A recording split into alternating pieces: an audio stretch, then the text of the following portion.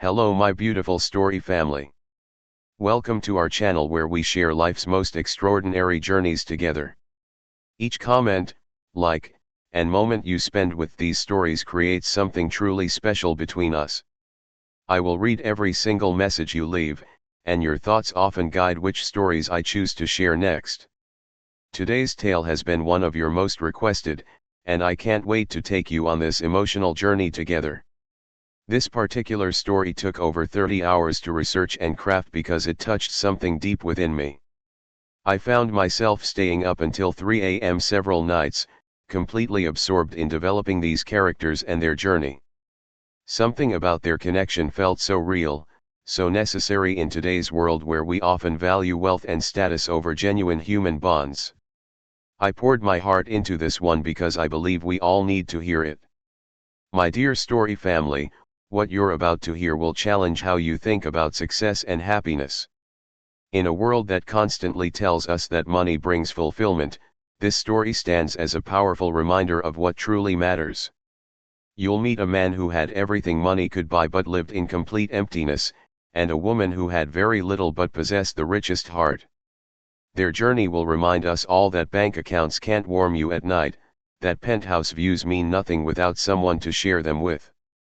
I promise you this: by the end of today's story, you'll look at the connections in your own life differently. You might call someone you've been meaning to reach out to, or express feelings you've kept hidden. Because if there's one truth this story reveals, it's that genuine human connection is the only real wealth worth pursuing, and vulnerability is the key that unlocks it all. The morning light streamed through the windows of Apex Industries' executive floor as Ethan James reviewed the quarterly reports. At 38, he commanded one of America's most powerful corporations with the quiet intensity that had become his trademark. His steel blue eyes scanned the numbers methodically, fingers drumming against his custom-made mahogany desk, a habit from his earliest days as CEO. Ethan had built Apex from a struggling tech startup into a global powerhouse worth over $50 billion. The business press called him the Wolf of Wall Street, with a programmer's mind, ruthlessly efficient, strategically brilliant, and utterly uncompromising. He kept a framed Fortune magazine cover on his wall, Ethan James, the self-made billionaire rewriting corporate America's rules. It served as both validation and motivation. Every decision he made was calculated, every risk measured with precision. His employees both feared and respected him. His competitors studied his methods while praying for his downfall. Today, dressed in a tailored charcoal Tom Ford suit that cost more than most people's monthly salary, he prepared for the board meeting that would determine Apex's direction for the next 5 years. To everyone watching, Ethan James embodied the American dream, a man who had everything money could buy. That evening, Ethan returned to his 12,000 square foot penthouse on the 85th floor of the Aurora, Manhattan's most exclusive residential building. As the private elevator opened directly into his foyer, his footsteps echoed across Italian marble floors. The space welcomed him with silent precision as automated systems detected his presence, lights dimming to his preferred evening setting, temperature adjusting to exactly 70 degrees. Floor-to-ceiling windows wrapped around the entire penthouse, offering a panoramic embrace of Central Park below. The city sprawled beyond like a glittering chessboard where he'd claimed victory after victory. From this height, the park looked like a perfect green rectangle cut into the urban landscape, a controlled wilderness. His furniture, minimal, modern, and astronomically expensive, had been selected by New York's top designer. Nothing was out of place. Nothing was unnecessary. The penthouse, like its owner, presented perfection to the world while revealing nothing of substance within its walls. Few who witnessed Ethan's current success knew the brutal reality that had forged him. At 12 years old, he sat in a sterile government office as a social worker explained that the car accident had been instantaneous. His parents had felt no pain. The words meant nothing to him then. What mattered was that overnight, he had become a ward of the state. The next 6 years blurred into a sequence of foster homes, some neglectful, others actively cruel. By 15, he had learned to expect nothing from anyone. The family photos and bedtime stories of his early childhood became distant memories he couldn't afford to dwell on. At 16, he worked his first job stocking shelves at a 24-hour convenience store from midnight to 6 a.m., then walked directly to high school. His foster parents collected his state support checks while he saved every dollar he earned. Teachers noticed his bloodshot eyes but mistook exhaustion for rebellion. Nobody saw the notebook where he calculated exactly how much money he needed to escape. By 18, he had saved enough to rent a tiny studio apartment and gained early admission to NYU. His days became a relentless cycle: morning classes, afternoon shifts at a copy center, evening work as a busboy, then coding freelance projects until dawn. Sleep was a luxury reserved for those with safety nets. During his junior year, he developed a financial software algorithm that caught the attention of a venture capital firm. The small investment he secured became the foundation of what would eventually grow into Apex Industries. He graduated summa cum laude, though there was no one in the audience to applaud when he received his diploma. The hunger that drove him never diminished. Each achievement became not a moment of celebration but a fortress wall built higher, ensuring he would never again be vulnerable to fate's cruel whims. Ethan had learned early that the world takes everything from those who aren't strong enough to protect what's theirs. Professionally, Ethan's rise was meteoric. By 30, he had completed 5 corporate acquisitions and taken Apex public in an IPO that broke Wall Street records. His business instincts seemed supernatural. He could spot market shifts months before competitors and pivot his entire organization with surgical precision. The business world celebrated him as a visionary who transformed every industry he touched. Yet for all his professional achievements, Ethan's personal life remained a carefully maintained void. His calendar contained no birthdays to remember, no anniversaries to celebrate. His assistant scheduled social appearances the way she scheduled board meetings, necessary obligations to maintain his position. Holidays passed unmarked in his penthouse. While others gathered with loved ones, Ethan reviewed quarterly projections or developed new strategies. The few who worked closely with him noticed he never spoke of friends or family, only business associates and competitors. His executive team respected his brilliance but kept their distance, sensing the invisible boundary he maintained. Those who attempted genuine connection quickly learned that professional respect was the only currency Ethan valued.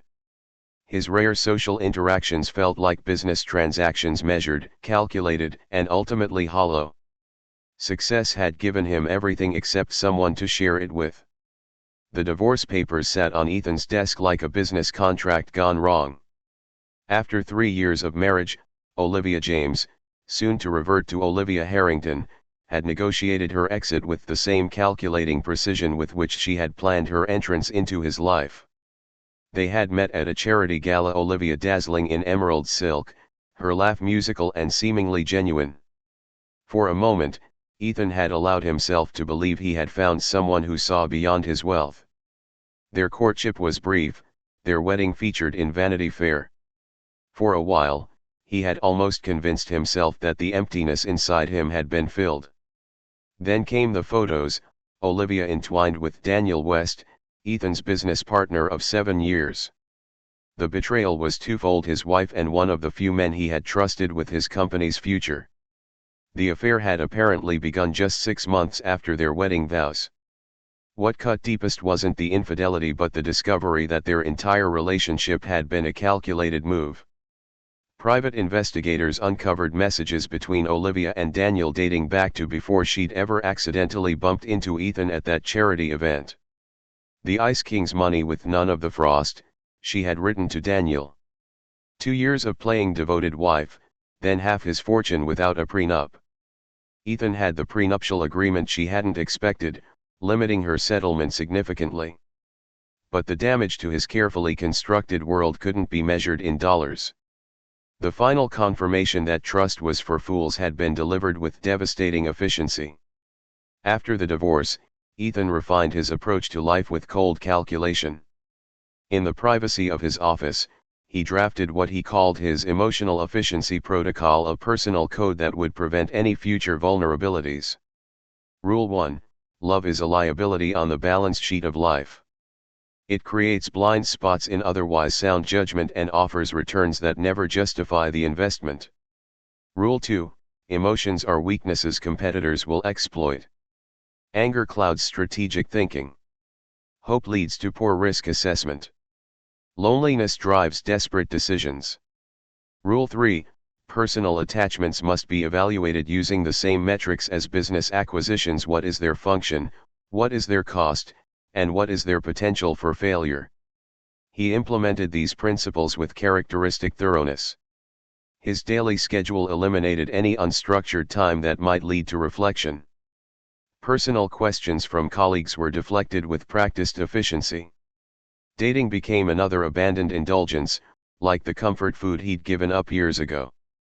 The most successful predators hunt alone, he told himself during his morning workout, repeating it like a mantra. The philosophy hardened around him like armor, visible to everyone who dealt with him. Colleagues noted that the already reserved CEO had become virtually unreachable on a human level all business, all the time. The market perception is becoming problematic, Ethan. Margaret Chen, head of the board's executive committee, slid a folder across the polished conference table.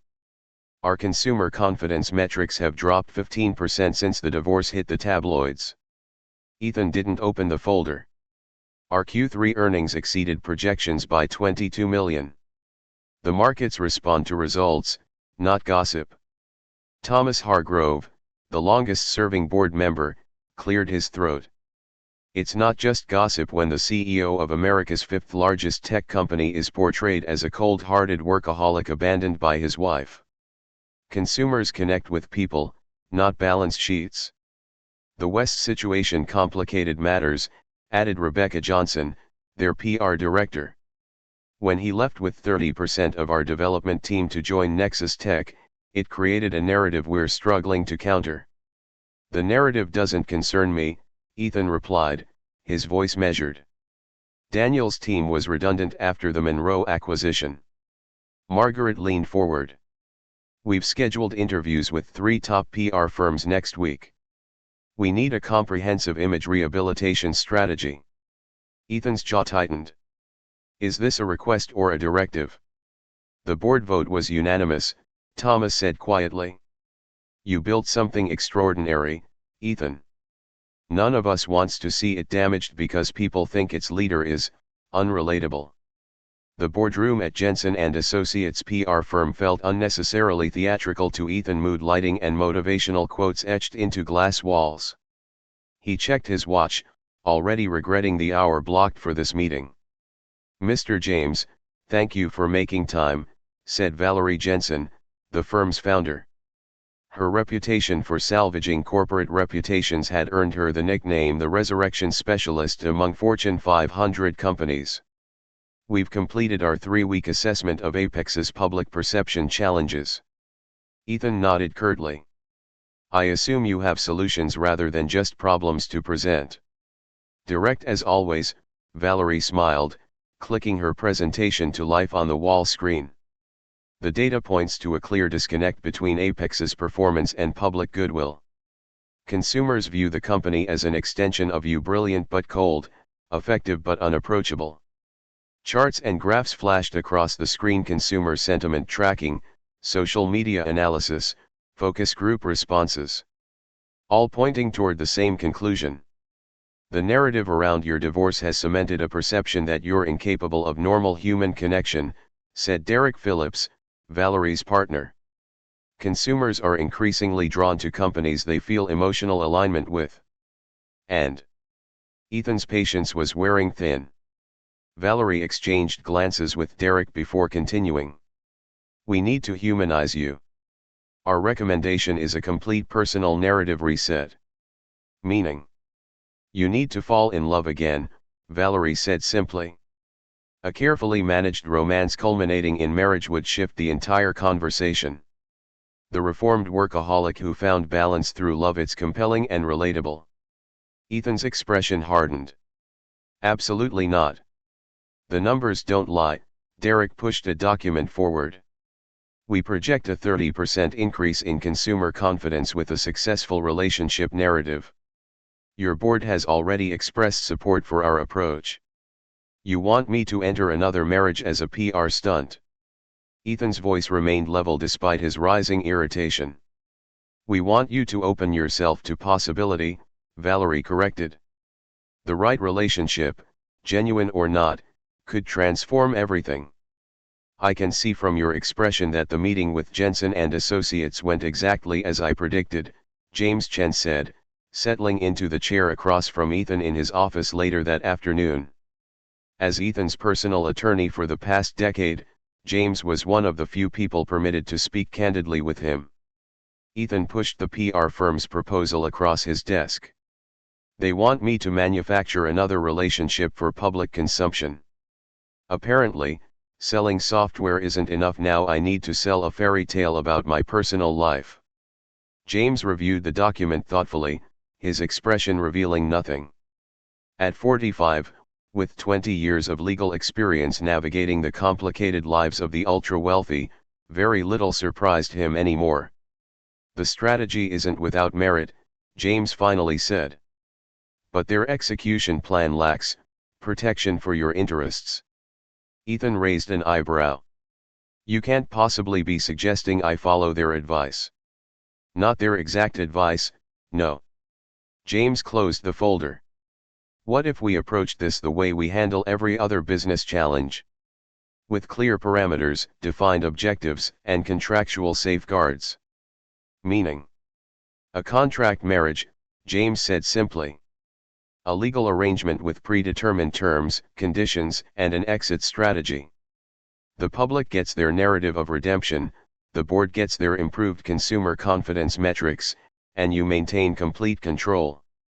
Ethan leaned back, considering. You're suggesting I hire someone to play the role of spouse?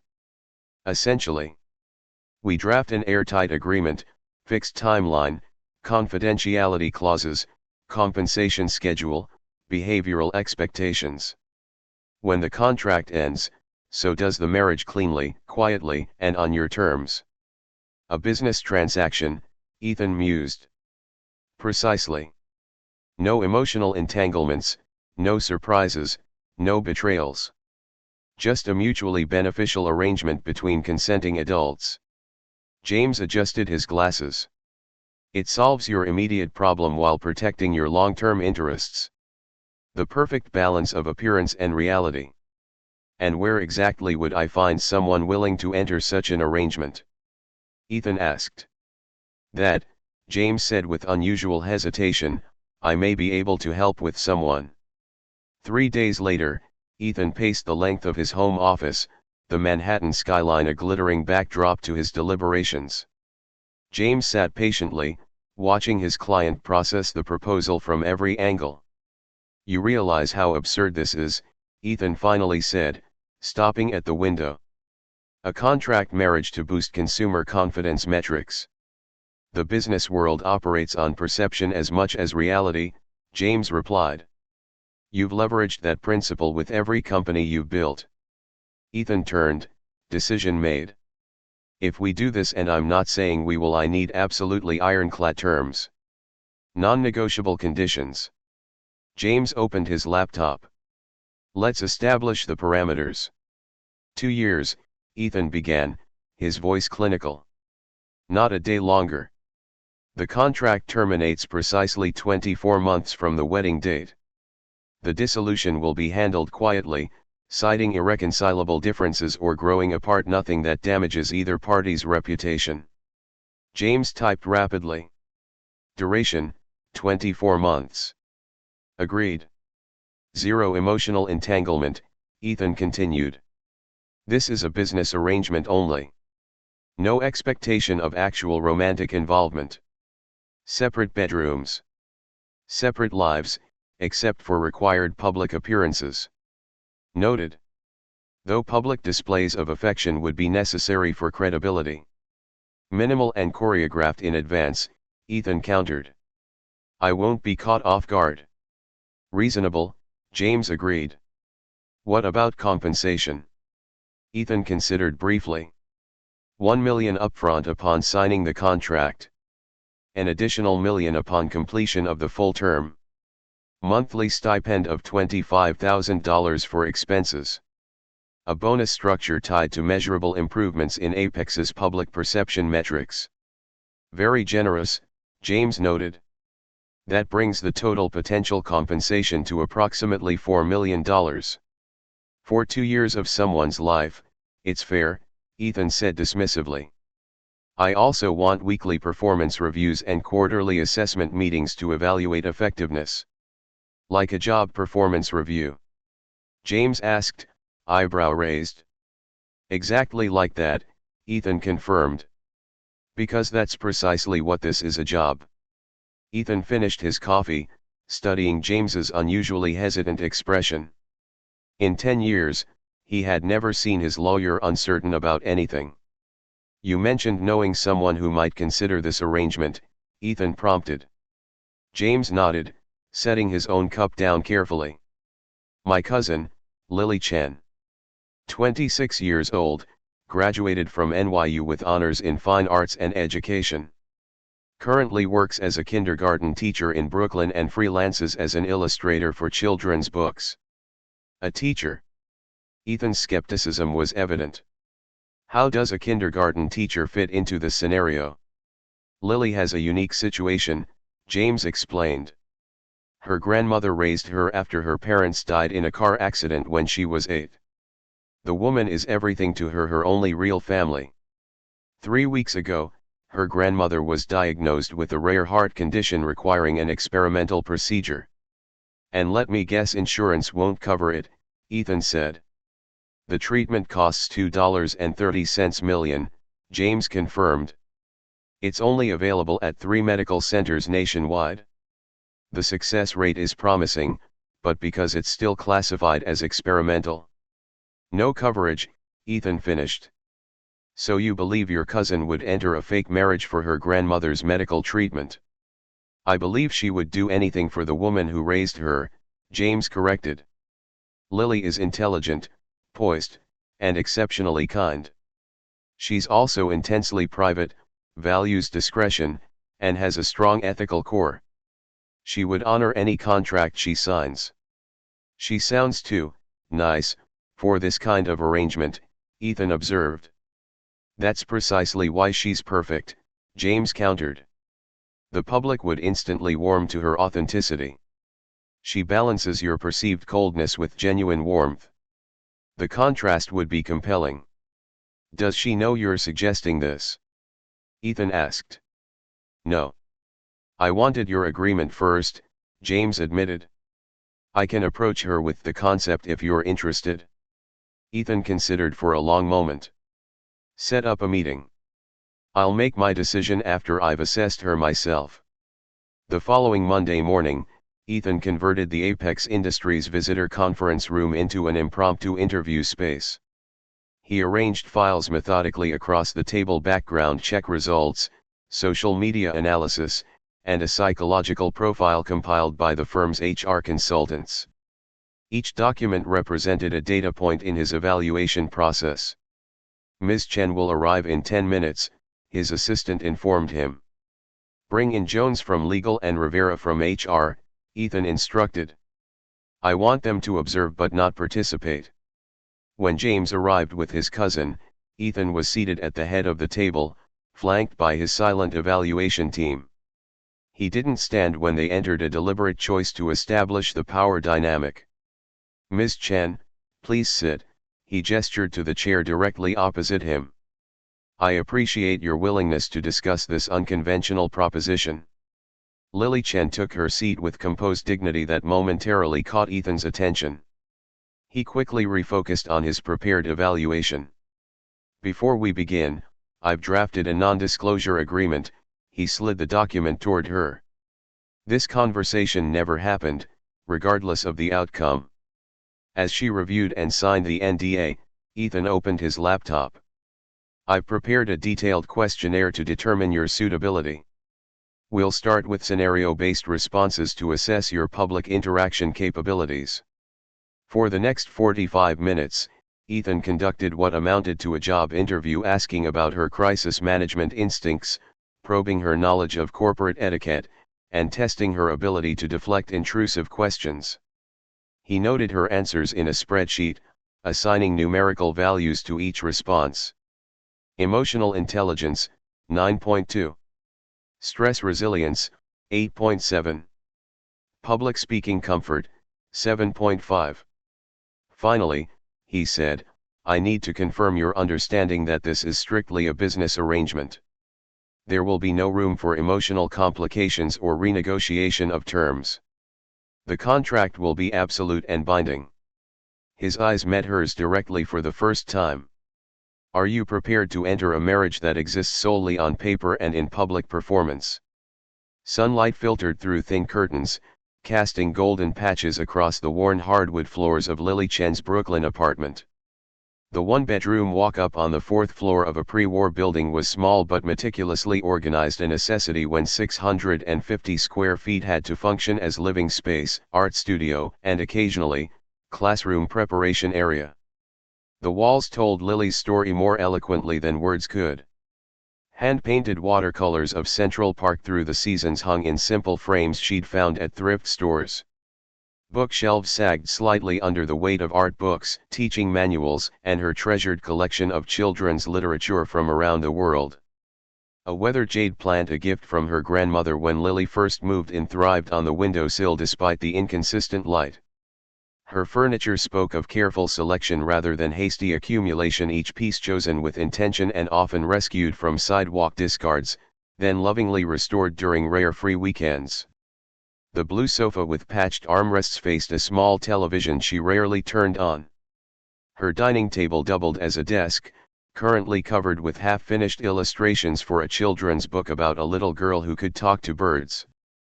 The kitchen was barely large enough for one person to stand in, but Lily had maximized every inch, with hanging pots and magnetic strips for knives. A string of origami cranes, folded from colorful paper by her kindergarten students, draped across the window above the sink. The bathroom door never quite closed properly, and the bedroom was just large enough for a full-sized bed and a narrow dresser. Yet despite its modest dimensions and occasional draft, the apartment felt unmistakably like home, warm, creative, and filled with tiny touches that reflected Lily's gentle spirit and artistic eye. A wall calendar by the front door was marked with colored dots: blue for teaching days, green for coffee shop shifts, red for illustration deadlines, a visual testament to the carefully balanced life she had constructed. Lily's alarm buzzed at 4:30 a.m., a full hour before the sun would consider rising. She moved through her morning routine with practiced efficiency: shower, simple makeup, hair pulled back in a neat bun. By 5:15, she was locking her apartment door, thermos of home-brewed tea in hand to save the $4 she couldn't afford to spend on coffee. The Bean Counter Cafe was already humming with activity when she arrived at 5:45 a.m. Lily tied her green apron with the fluid motion that came from 2 years of early shifts, greeting the night manager, who looked relieved to see her. "Morning rush is already starting," he warned, nodding toward the first wave of Wall Street types who needed caffeine before their 6:30 a.m. calls. For the next 3 hours, Lily moved in the practiced dance of an experienced barista, pulling shots, steaming milk, remembering that Mr. Davidson liked his cappuccino extra dry and Ms. Rivera needed her almond milk latte at exactly 152 degrees. The tips weren't exceptional, but they were dependable: $45 on an average morning, sometimes clearing $60 on Fridays. By 9 a.m., she was changing in the cafe bathroom, replacing her coffee-scented clothes with a cheerful yellow dress appropriate for Greenwood Elementary, where 24 kindergartners awaited her arrival. "Miss Chen. Miss Chen. I lost a tooth. Miss Chen, I brought a caterpillar. Miss Chen, Tommy took my crayon again." The children's energy swept away her fatigue as she guided them through letters, numbers, and the crucial lessons of sharing and kindness. Lunch was eaten while preparing afternoon activities, her 15-minute break spent calling to check on her grandmother. After school dismissal and room cleanup, Lily hurried home by 4:30 p.m. There, her drawing table waited, illuminated by a lamp clamped to its edge.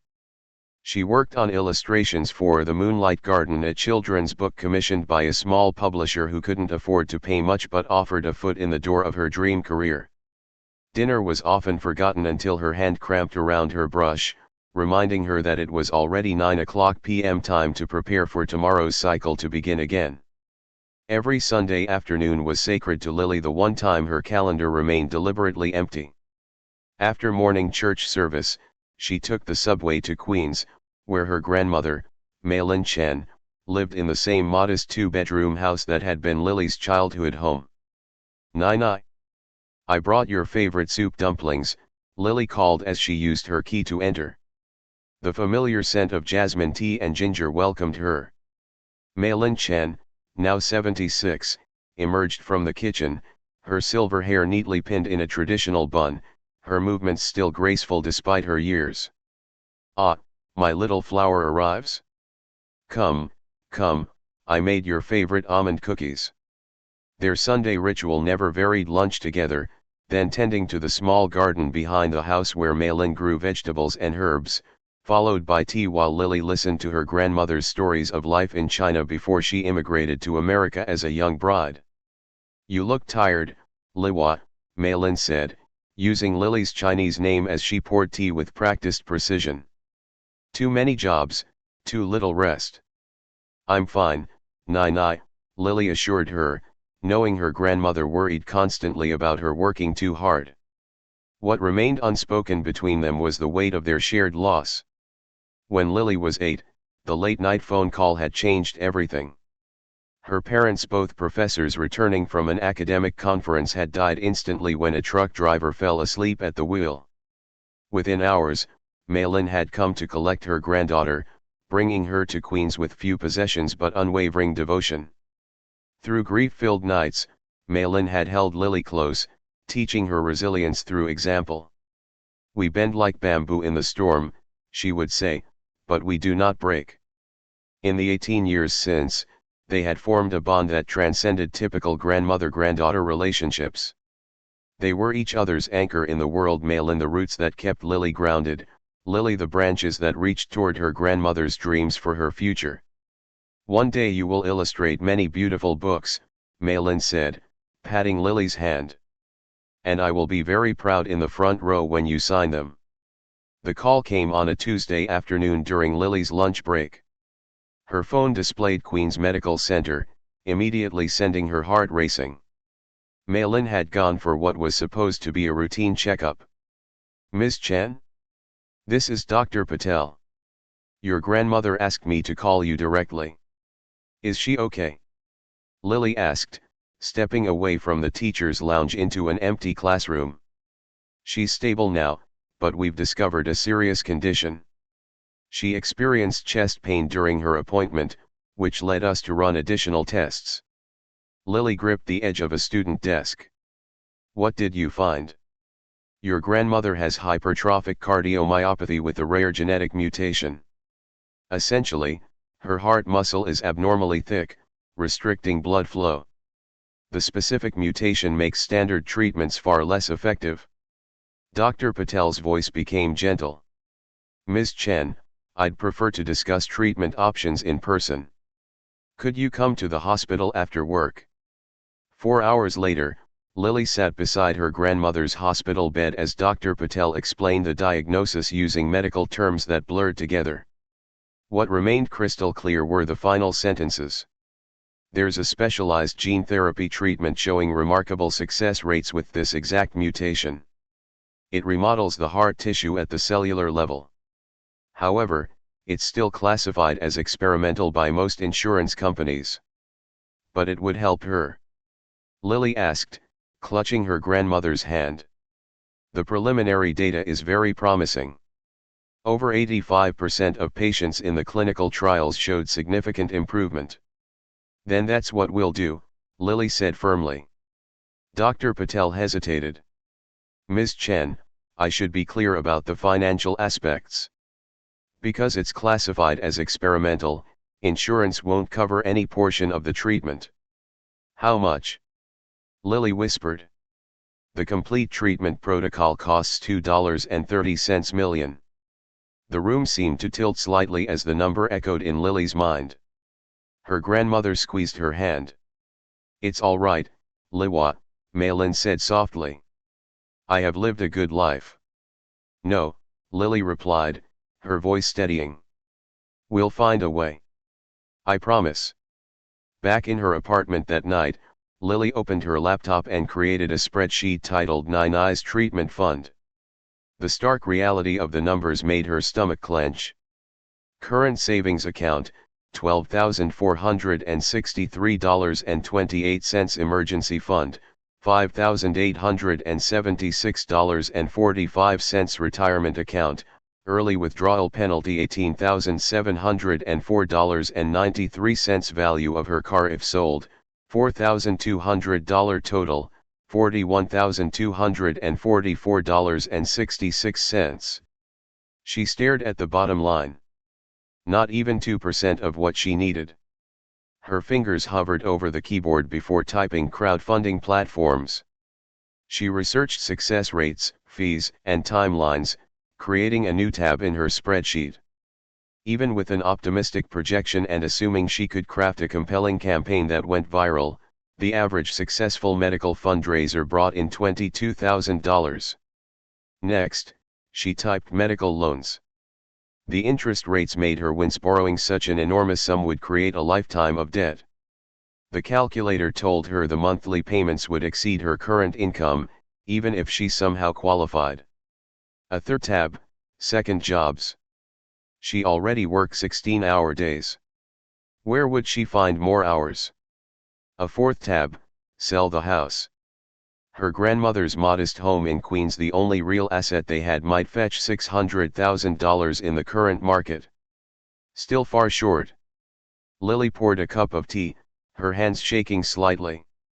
She searched experimental heart treatments, clinical trials, but Dr. Patel had already explored those options. Malin's specific genetic mutation made her ineligible for the current studies. The clock on her wall read 3:17 a.m. when she finally closed the laptop. She'd explored every conceivable option, followed every potential path. The inescapable conclusion left her feeling hollow. $2 million might as well be $2 billion. Both were equally impossible.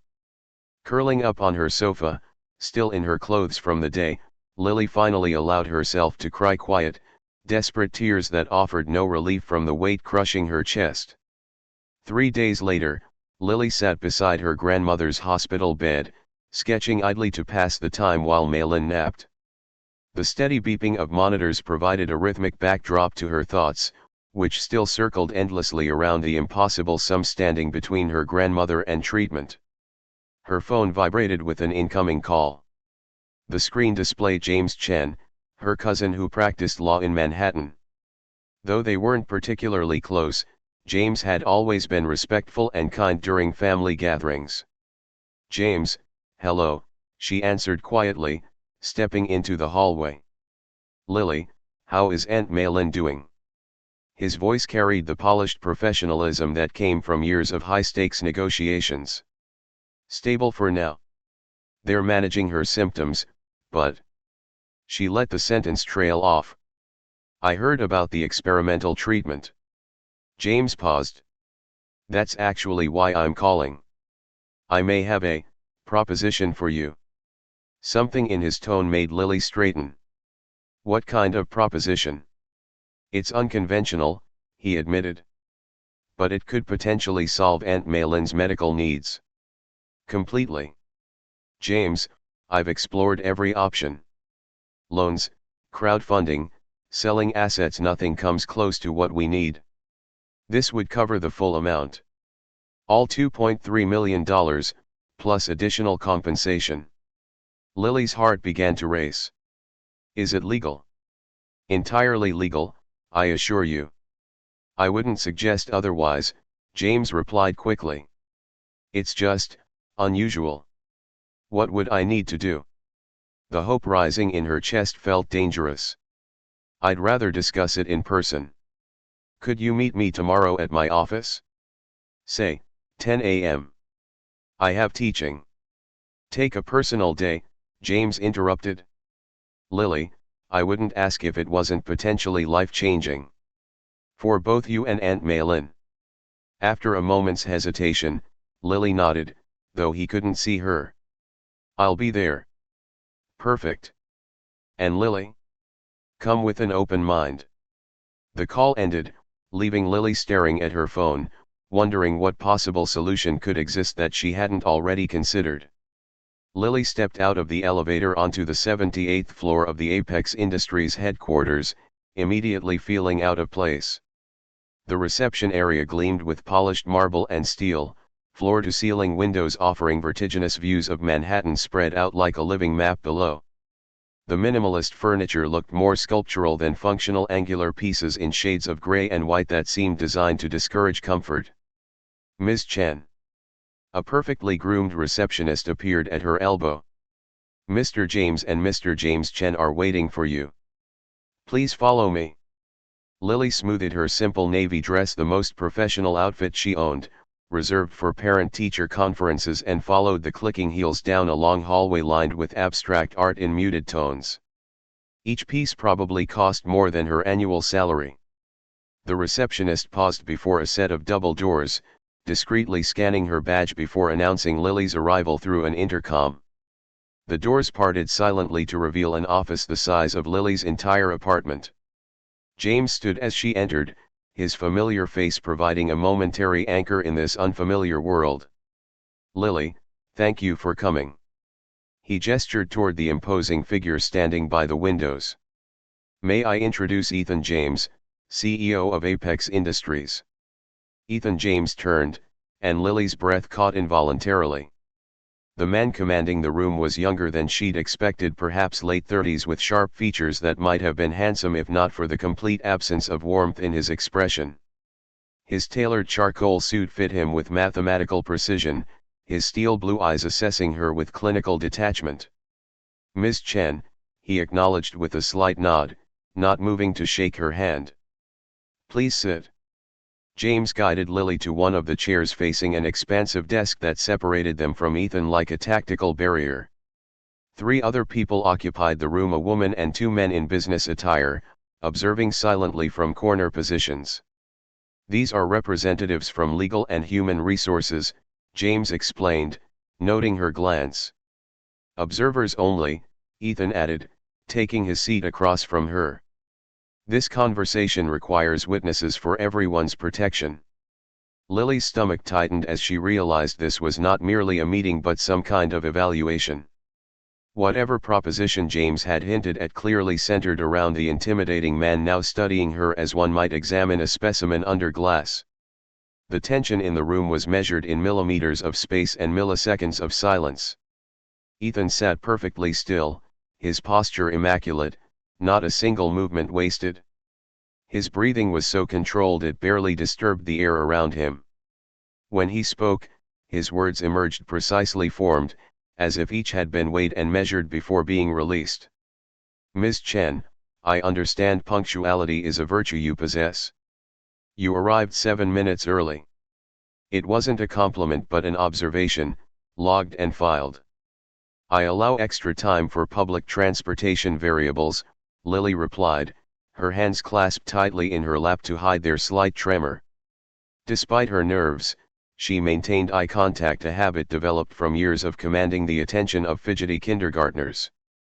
The contrast between them extended beyond the obvious power differential. Where Ethan's office was monochromatic and severe, Lily had unconsciously brought color with her, the small paint stain on her right thumbnail she hadn't been able to remove, the handmade earrings gifted by a student, the slight flush across her cheeks. Ethan consulted a tablet before him. Your resume indicates no corporate experience whatsoever. That's correct, Lily acknowledged. A bead of sweat traced a path down her spine, but her voice remained steady. My professional background is in education and illustration.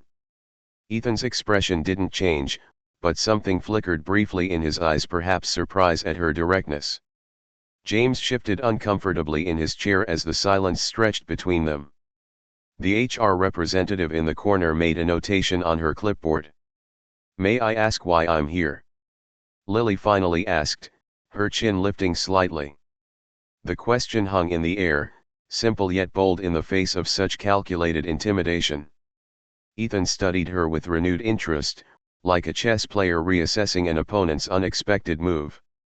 Despite her obvious discomfort, the slight tension around her mouth, the too careful way she held her shoulders, there was something undiminished in her presence.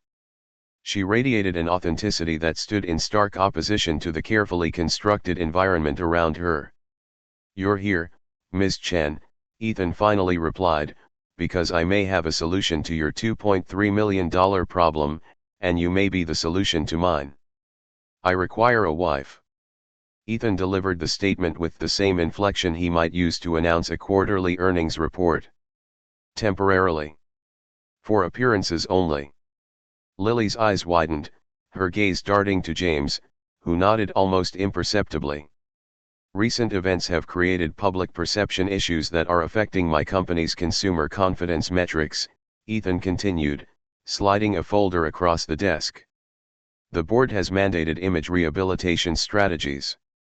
Research indicates that a stable marriage would most efficiently address these concerns." Lily didn't reach for the folder. "You want a fake marriage?" "I prefer contractual marriage.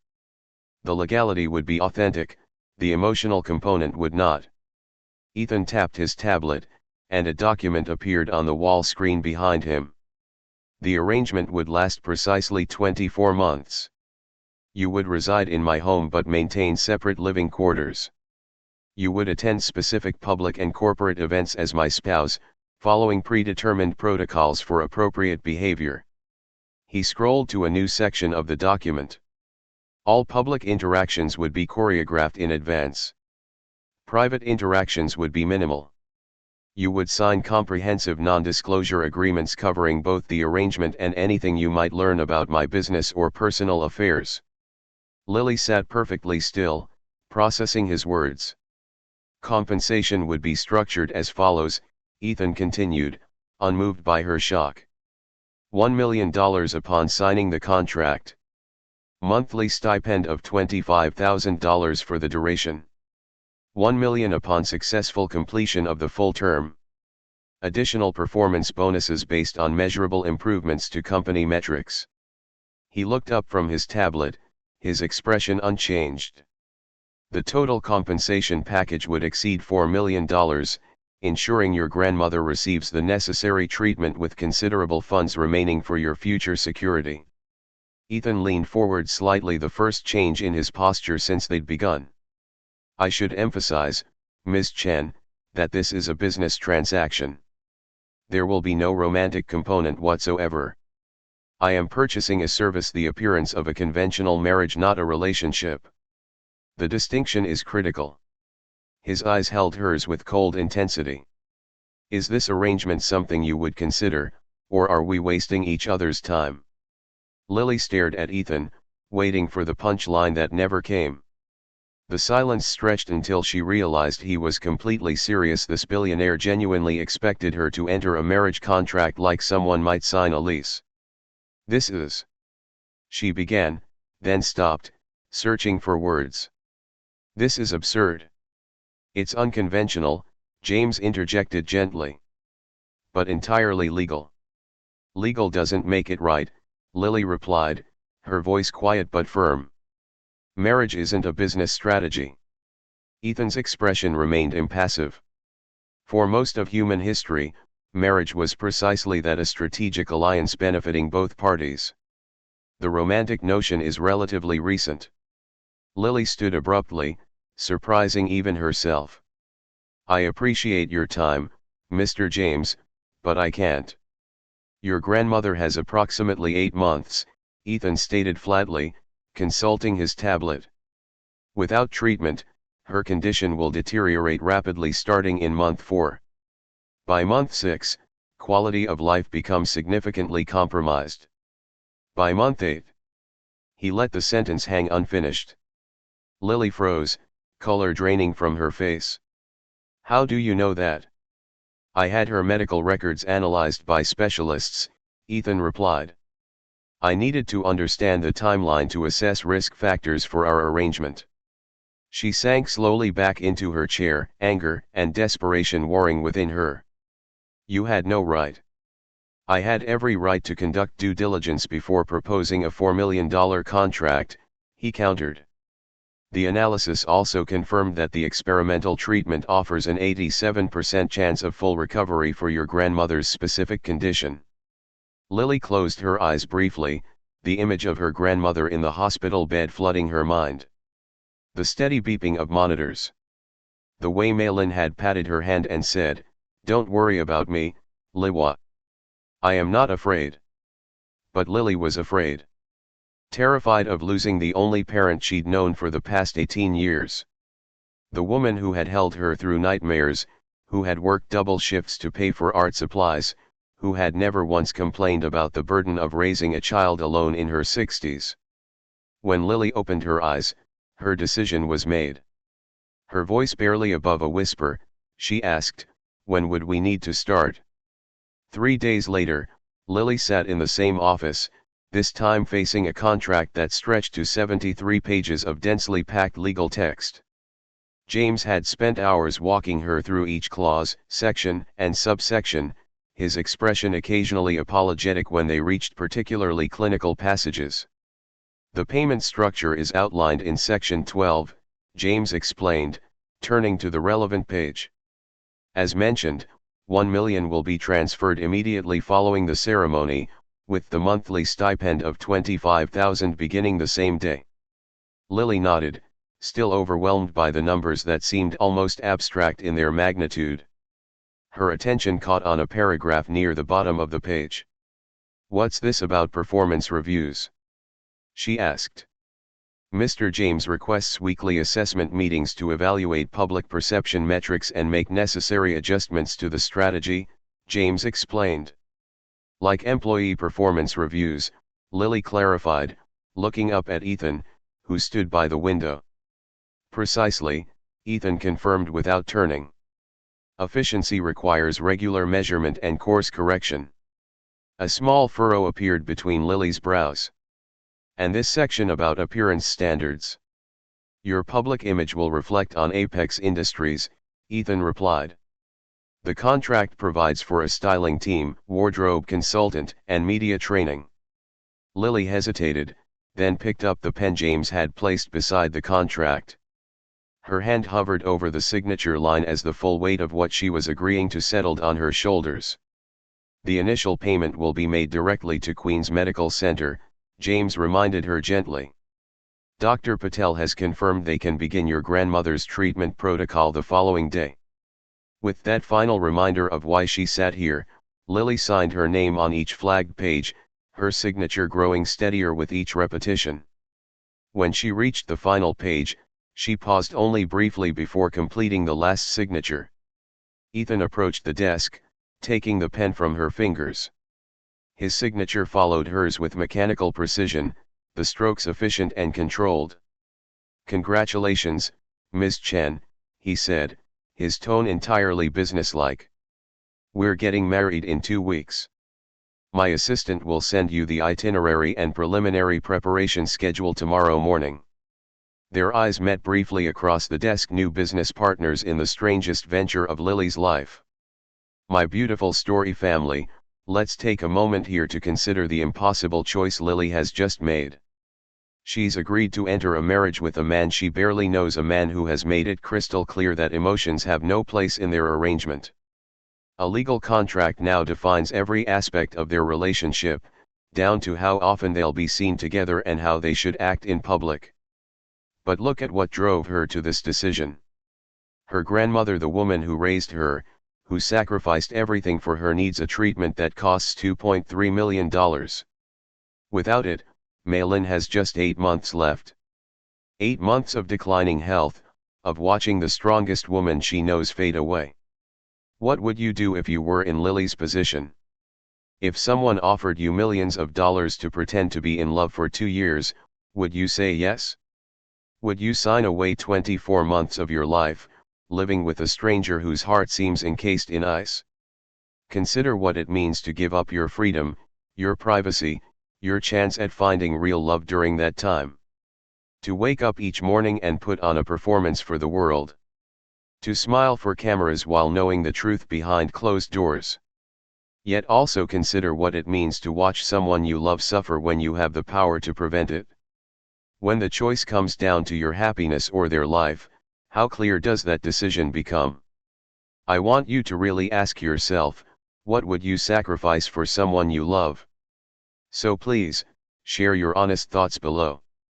Would you make the same choice as Lily? Would you sign those papers? Would you marry someone who made it clear they could never love you, if it meant saving your beloved grandmother? Or would you search for another way, even when all other paths seemed closed? Now, my beautiful story family, I need to prepare you for what comes next. Just when you think you understand where the story is headed, just when you've settled into the idea of this cold, calculated arrangement between Ethan and Lily, everything changes. The path these two people are about to walk isn't the one either of them expected. What begins as a simple contract, black and white terms on paper, signatures on a dotted line, soon becomes something neither of them could have anticipated. You see, life doesn't care about our careful plans. It doesn't respect the boundaries we try to draw around our hearts. And sometimes, the walls we build to protect ourselves become the very things that trap us. In the coming chapters of their story, watch closely as the lines begin to blur.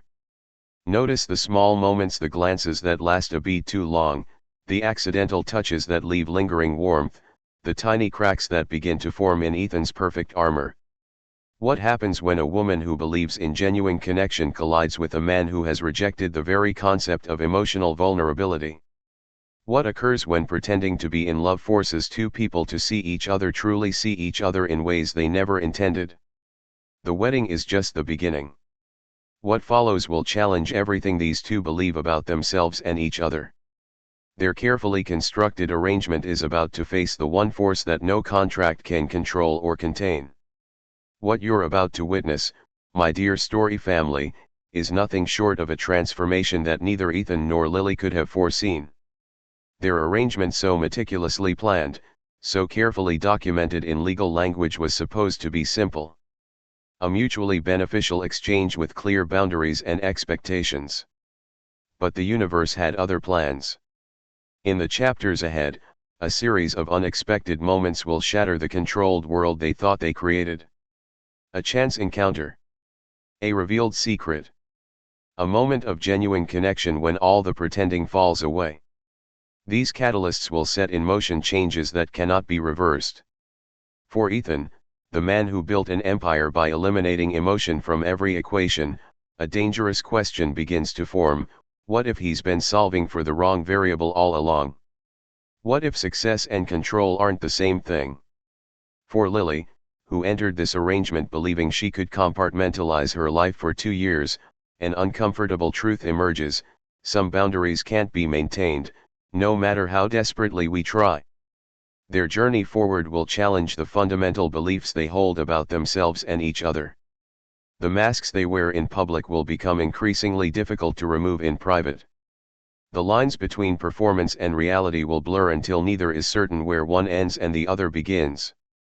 What awaits them is not the story they agreed to write together, but one that writes itself despite their best efforts to control it. And when the final page turns, nothing, absolutely nothing, will remain the same. The ceremony took place exactly 17 days after the contract was signed. Ethan's Hamptons estate sprawled across 6 manicured acres, the main house a modern masterpiece of glass and steel perched on a bluff overlooking the Atlantic.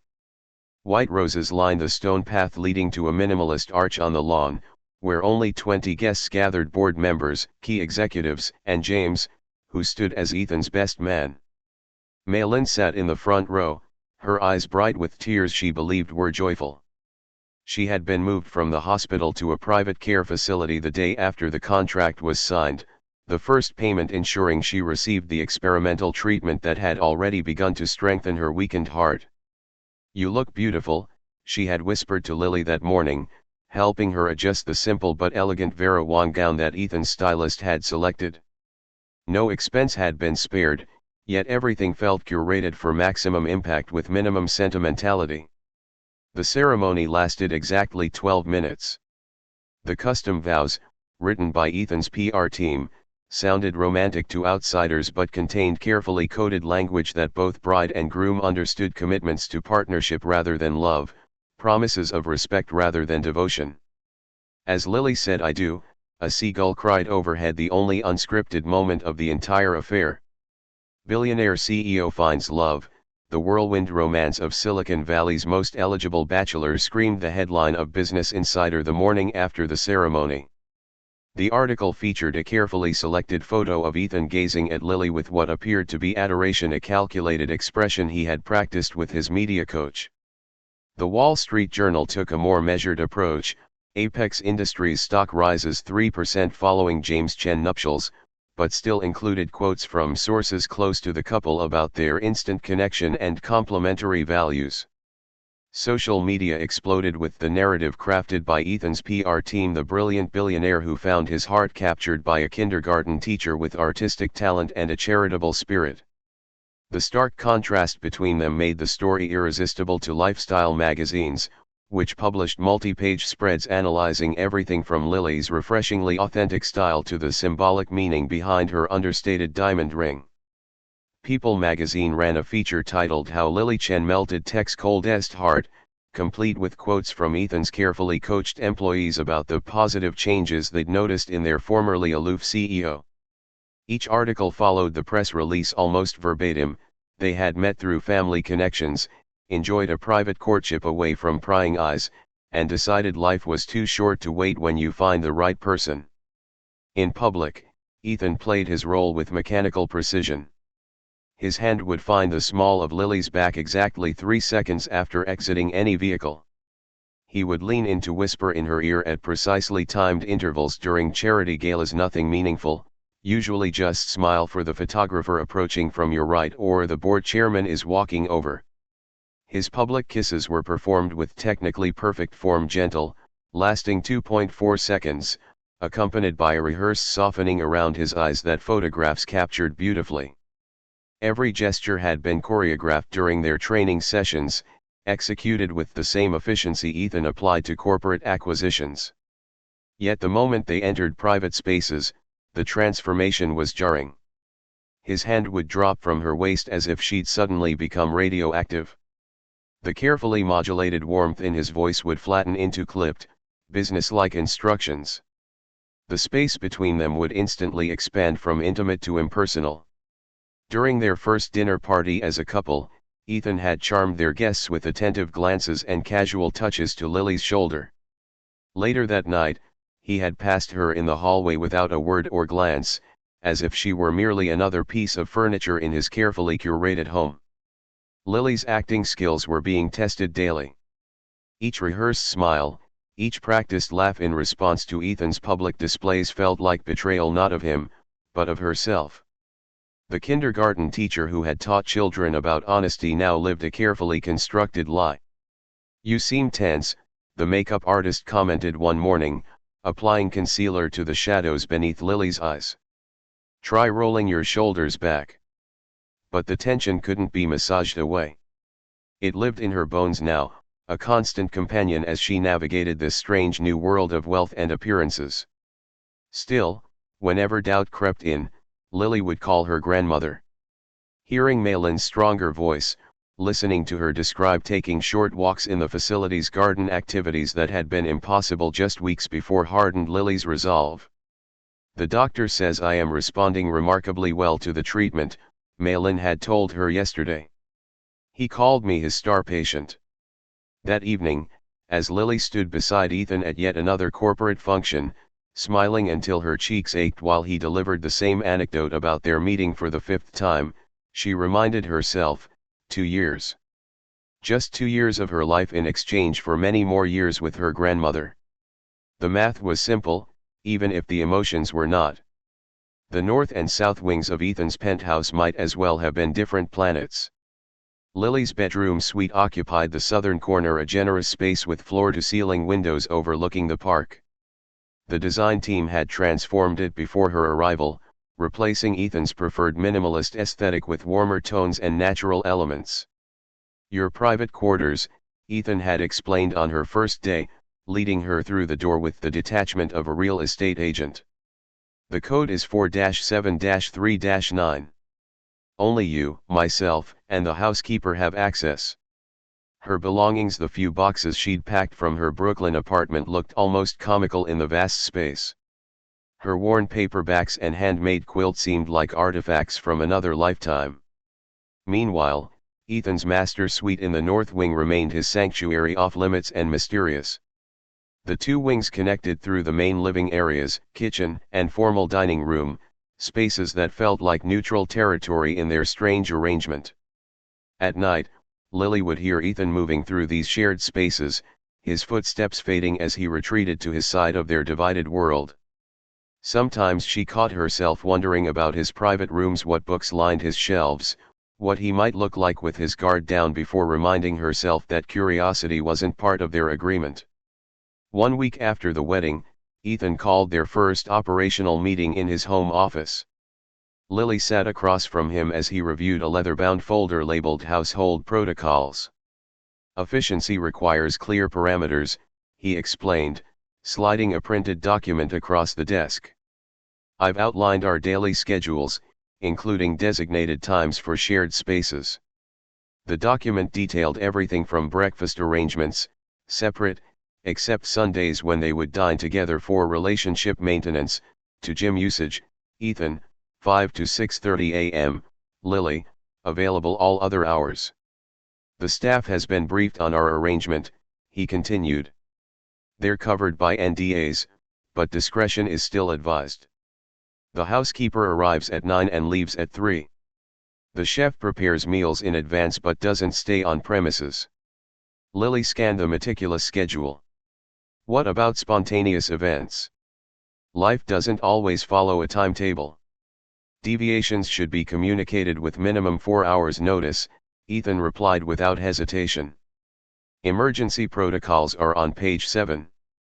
The final page contained a section titled Physical Boundaries.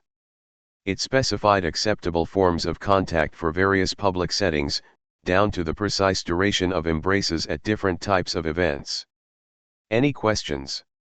Ethan asked, already reaching for his phone to indicate the meeting was concluding. "Just one," Lily said quietly. "Do you actually believe people can live like this?" The morning sunlight streamed through automated blinds that opened precisely at 7 a.m. Lily stared at the ceiling, still disoriented by waking in this vast bedroom where everything felt both perfect and impersonal. 3 weeks into her new life, and luxury had become its own form of confinement. The walk-in closet now held designer clothes with tags that would have paid her old apartment's rent for years.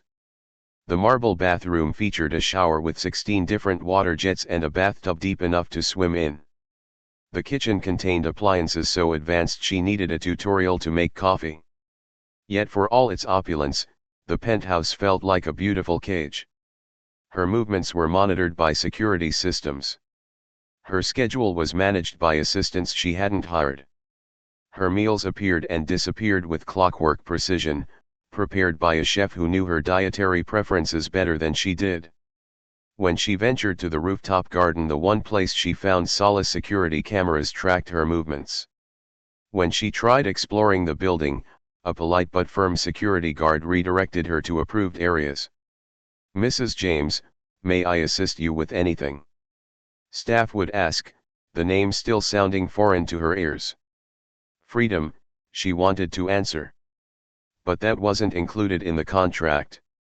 On the rare occasions they occupied the same space without cameras present, Ethan behaved as if Lily were a ghost haunting his penthouse, acknowledged only when absolutely necessary. Their interactions followed a painfully predictable pattern, brief, functional, and devoid of any personal connection.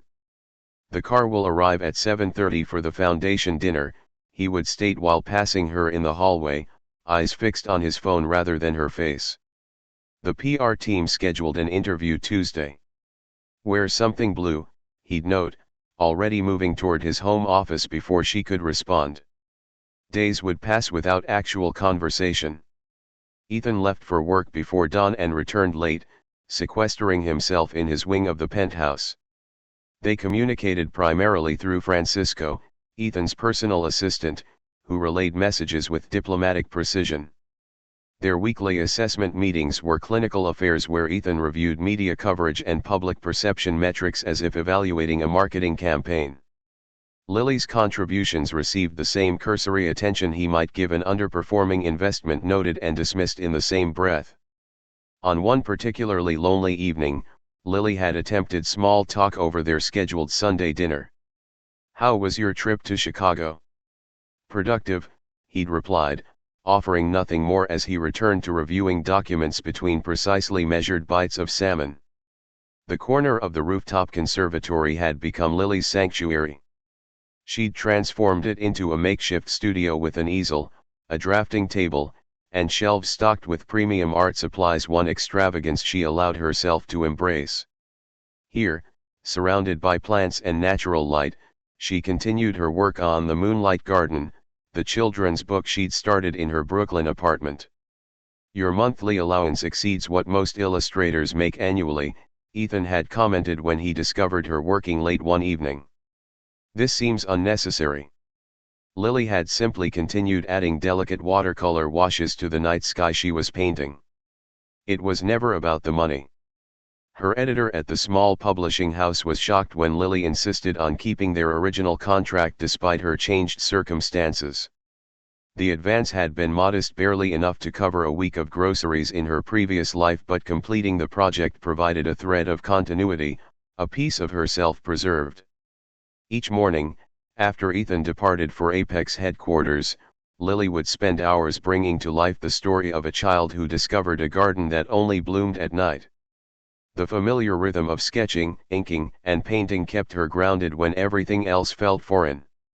Her grandmother recognized the characters when Lily visited the treatment facility. "You're finishing your garden book," Malin smiled. "Your heart is still your own." "And how did you know she was the one?" the charity gala host asked, her microphone pointed at Ethan as cameras flashed around them. Without missing a beat, Ethan's arm slid around Lily's waist, pulling her close with practiced ease. His expression transformed, the cold calculation in his eyes replaced by a warmth that looked remarkably genuine to anyone who didn't know better.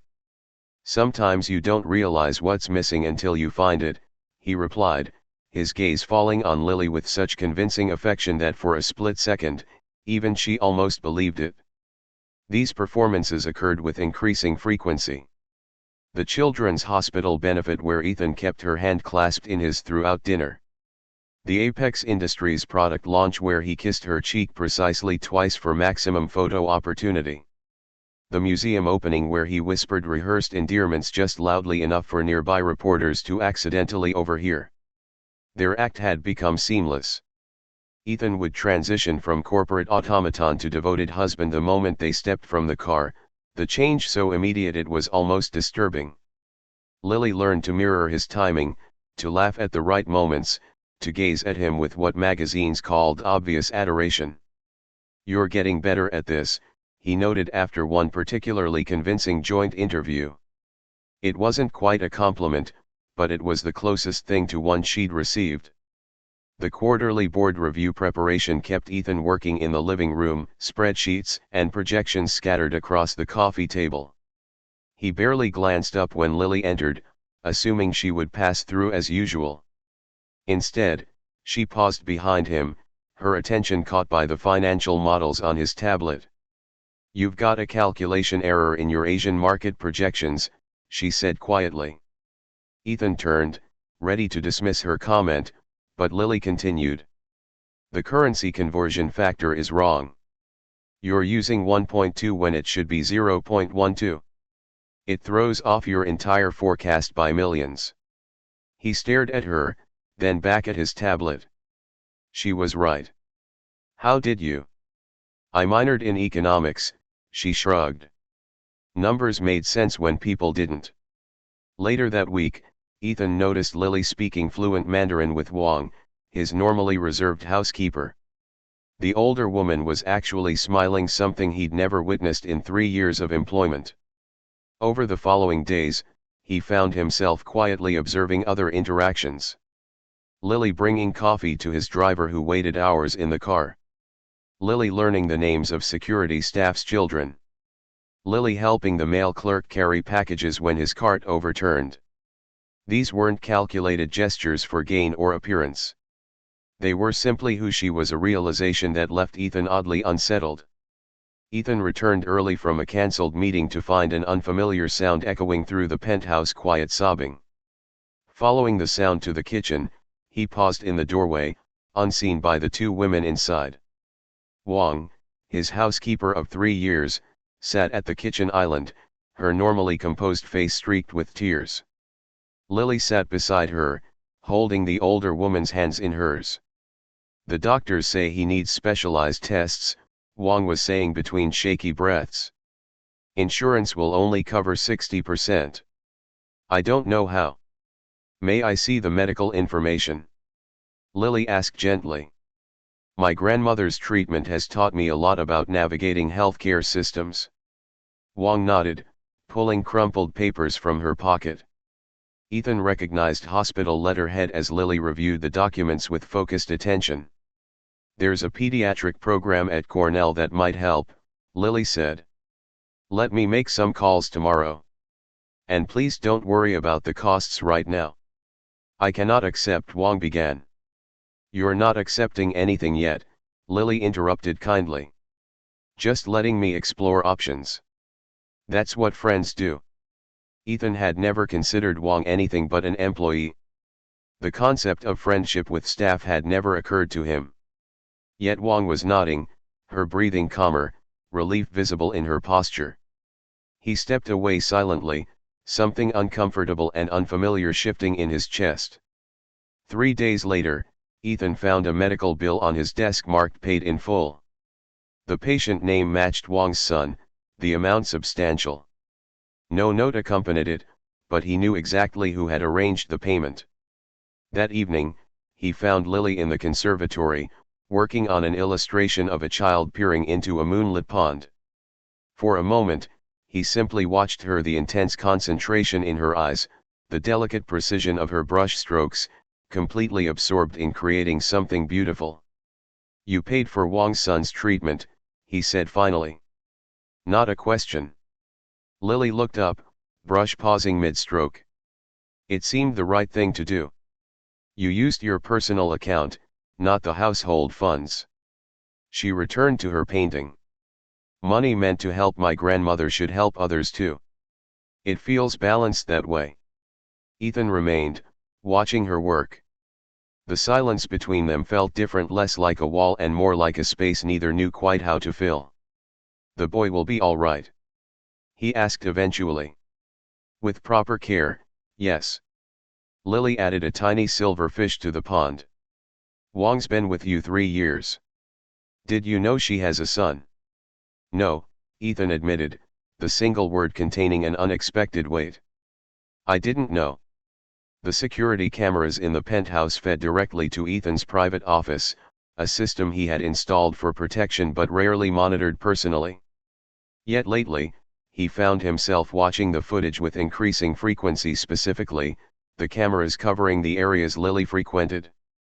He observed her morning routine, tea on the balcony, yoga in the corner of the living room, carefully watering the plants she had gradually introduced to the formerly sterile space. She seemed to have a particular order for everything, small rituals that anchored her day. When had he started noticing these patterns? When had he begun wondering about her thoughts as she gazed out at the city skyline, expression contemplative and unguarded? During their scheduled Sunday dinner, he found himself asking, why kindergarten? With your talents, you could have pursued more lucrative careers. Surprise flickered across her face. It was the first personal question he had ever asked. Children that age see the world as it could be, not just as it is, she answered after a moment. They haven't learned to hide their joy yet. He nodded, filing away her response like data points in an analysis. Yet unlike business intelligence, these details about Lily seemed to serve no strategic purpose. He was simply curious.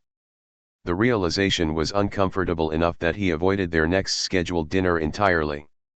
A late-night conference call with Tokyo executives kept Ethan working past midnight.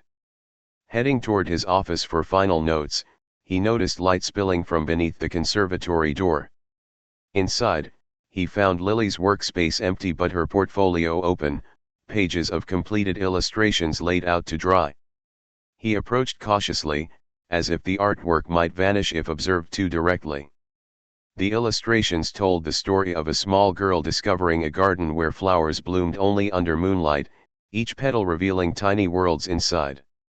In one image, the child stood alone, face tilted toward a night sky filled with impossibly detailed stars, her expression capturing that precise moment between wonder and belonging. Something about her solitude among beauty struck Ethan with unexpected force. His fingers hovered over the page, not touching but tracing the air above the delicate brush strokes. The technical skill was evident, but it was the emotion conveyed that caught him off guard, a complex longing he recognized but couldn't name. "What do you think?" Lily's voice startled him. She stood in the doorway, watching him study her work. "It's..." He searched for a clinical assessment but found none available. "It makes me feel something I haven't felt in a long time." "That's what art should do," she replied simply. Once Ethan began noticing Lily, he couldn't seem to stop. Details he would have dismissed as irrelevant now registered with startling clarity, collecting in his mind without his conscious permission. Her laugh, not the practiced, polite chuckle she used at public events, but her genuine laugh that emerged rarely, usually when speaking with her grandmother on the phone. It started as a quiet thing before blossoming into something musical and unrestrained. Her compassion extended beyond humans. He observed her gently moving a spider from the bathroom to the terrace plants, carefully cupping it between her hands while murmuring, "You're just lost, aren't you? Let's find you a better home." Her resilience appeared in countless small moments. The calm way she handled a reporter's intrusive questions about their future children. How she taught herself to navigate complex social hierarchies at business functions, adapting without compromising her core self. The quiet determination with which she continued working on her book, even after receiving a discouraging editorial letter.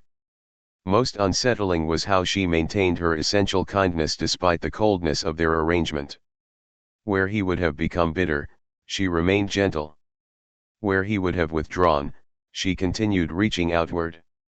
These observations served no business purpose, yet they accumulated nonetheless, changing something fundamental in his perception. The treatment facility's gardens had become Malin's favorite place as her strength returned. She sat with Lily on a stone bench, watching butterflies dance among the flowers, her complexion healthier than it had been in months. "The doctors say your heart is responding beautifully," Lily said, squeezing her grandmother's hand. "Your latest tests show significant improvement." Malin nodded, but her eyes studied Lily's face with the wisdom of her 76 years. "And what about your heart, Liwa? It does not seem to be flourishing like mine." "I'm fine, Nai. Just busy with the new life." "When you speak of your husband, your eyes look away," Malin observed quietly. "When you mention your home, your shoulders tighten. These are not signs of happiness." Lily started to protest, but her grandmother gently touched her cheek. "I have known you since you took your first breath, child. You cannot hide your truth from me." "Marriage is complicated," Lily offered weakly. "Of course it is. But there should still be joy between the complications." Malin paused. "Is he unkind to you?" "No," Lily answered honestly. "Not unkind. Just distant." Malin studied a butterfly landing nearby. "Distance can be crossed when both people take steps forward. Does he step at all?" The question lingered between them, unexpectedly difficult to answer. "He wasn't always like this," Lily found herself saying, surprising herself with the sudden urge to defend Ethan. "Something happened to him, something that made him believe walls are safer than bridges." Malin raised an eyebrow. You speak as if you understand him. I've seen moments. Lily paused, gathering her thoughts. Last week, his driver's daughter was sick. Ethan rearranged his entire schedule without complaint so the man could take her to the doctor. He told everyone it was for business reasons, but I saw the truth. And what was the truth? He has compassion buried under all those layers of control. He just doesn't want anyone to know it. Lily traced a pattern on the bench. When he saw my illustrations, there was genuine emotion in his eyes. Just for a second, before he locked it away again. So beneath the frost, there might be spring waiting. Malin asked gently. Maybe. Lily looked up, a small realization dawning. I think he's been hurt so deeply that feeling anything seems dangerous to him. And this matters to you? Her grandmother probed carefully. Lily considered the question, discovering the answer as she spoke it. Yes.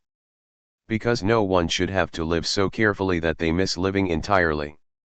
The Children's Hospital benefit transformed the Metropolitan Museum into a wonderland of lights and music. Lily wore a midnight blue gown that Ethan's stylist had selected, elegant, understated, perfect for the CEO's wife. You look beautiful, Ethan said as they entered, the practiced compliment part of their routine. Yet something in his voice sounded different, less rehearsed, perhaps. When his hand found the small of her back, it lingered with a gentle pressure that hadn't been choreographed by their PR team. During dinner, a doctor described a young patient who collected drawings of night skies from around the world. My wife is an illustrator, Ethan said unexpectedly. Her work might bring the child joy. Lily turned to him, startled by the genuine suggestion. I'd love to create something special for them. When the dancing began, Ethan led her to the floor with their usual precision. But as the orchestra played, something shifted. His hold relaxed, his movements became less calculated. For the first time, they weren't performing, they were simply dancing. You never mentioned you actually dance well, she murmured. My mother insisted on lessons, he replied, offering a piece of himself without prompting. Their eyes met, and the strangest thought occurred to Lily, neither of them seemed to remember this was supposed to be pretend. The launch party for Apex Industries' newest product line was in full swing when Daniel West arrived uninvited and unwelcome. Ethan spotted his former business partner and ex-wife's lover the moment he entered the rooftop venue, noting how conversations quieted as Daniel moved through the crowd with calculated casualness. Problem at 3 o'clock, Ethan murmured to Lily, who stood beside him greeting investors. My former partner just crashed our event. Before she could respond, Daniel appeared before them, champagne in hand and a smile that didn't reach his eyes. Ethan. Congratulations on the new product line. Almost makes up for losing half your development team to Nexus Tech. Daniel, Ethan acknowledged coldly. Security will show you out. Before they do, Daniel continued, turning to Lily with exaggerated interest, I'd love to hear how you two met. The press release was charming, but lacked authenticity. Ethan's posture stiffened imperceptibly.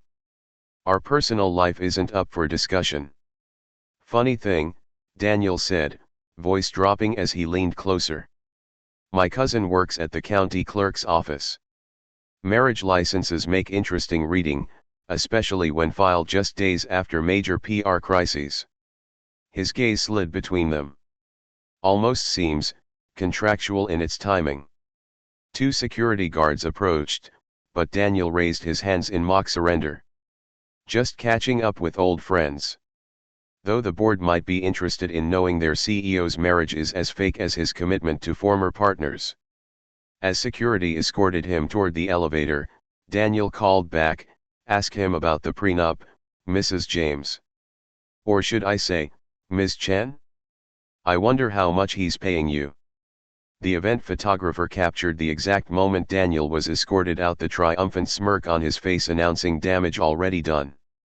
3 board members huddled near the bar, glancing toward Ethan with concerned expressions. A tech reporter who had overheard the exchange was already typing furiously on her phone. Lily assessed the situation in seconds. Without hesitation, she stepped forward, addressing the watching crowd with unexpected authority. "I'd like to address what just happened," she began, her voice clear and steady. "That man is the same person who betrayed my husband's trust both personally and professionally last year." She moved closer to Ethan, taking his hand. "What he doesn't understand, what he can't understand, is that real connection isn't something you can fake. Ethan and I may have had an unconventional start, but I challenge anyone in this room to find a man who supports his partner's dreams more completely than he supports mine." Her eyes found Ethan's, blazing with conviction he'd never witnessed before. "My husband is a private man who doesn't showcase his emotions for public consumption. That doesn't make them less real. It makes them more precious." The sincerity in her voice silenced every doubtful whisper. Even the reporter lowered her phone. Ethan stared at Lily, genuinely speechless for perhaps the first time in his adult life. They left the event earlier than planned, the Daniel incident having cast a shadow over the evening despite Lily's intervention. As they stepped under the venue's awning, a sudden summer thunderstorm unleashed torrents of rain, turning Manhattan streets into glistening rivers. "Your car is here, Mr. James," the valet announced, pulling up in the black Bentley. "Ms. Chen's car is delayed by flooding on Fifth Avenue." Ethan hesitated only briefly. "We'll share mine." Inside the car, silence settled between them, punctuated by rain hammering against the roof and windows. The usual buffer of space they maintained now compressed by circumstance. Ethan could detect the faint scent of Lily's perfume, something with notes of jasmine that he'd never consciously noticed before. "Thank you," he finally said, the words feeling awkward and insufficient. "For what you said back there." Lily watched raindrops race down her window. "I didn't say anything untrue." "You defended me." "Yes." Another stretch of silence as the car navigated through sheets of water, windshield wipers fighting a losing battle against the deluge. "Why?" The question emerged more vulnerable than he'd intended. Lily turned to face him fully, her expression thoughtful. "Because everyone deserves someone in their corner. Even billionaires who think they don't need anyone." The car crept through flooded streets, Manhattan transformed into a watery maze that extended their usual 15-minute journey toward an hour. The driver focused intently on navigating the treacherous conditions, creating an unexpected pocket of privacy in the back seat. "You mentioned your mother insisted on dance lessons," Lily said softly, breaking another long silence. Ethan looked surprised at the callback to their conversation at the gala. "Yes. She believed social graces were as important as academic achievement." "What else did she teach you?" He paused, as if searching for something in his memory that hadn't been accessed in years. "Piano. Literature. She had a particular fondness for Russian novels."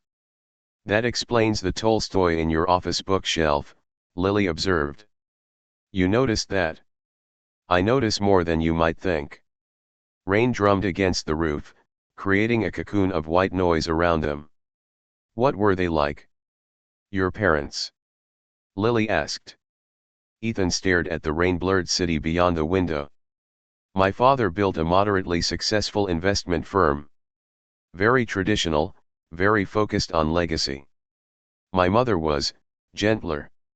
She taught literature at Columbia before I was born." "You have her eyes," Lily said. "How would you know that?" "There's a photo in your desk drawer. I saw it when I was looking for a pen once." Ethan fell quiet, remembering the silver-framed photograph he kept hidden yet couldn't bring himself to discard. "What about your parents?" he asked finally. "They were professors at NYU. My father taught Chinese history, my mother cultural anthropology. They met in grad school." A soft smile touched Lily's lips. "They were still madly in love when they died. Always holding hands, even after 15 years of marriage."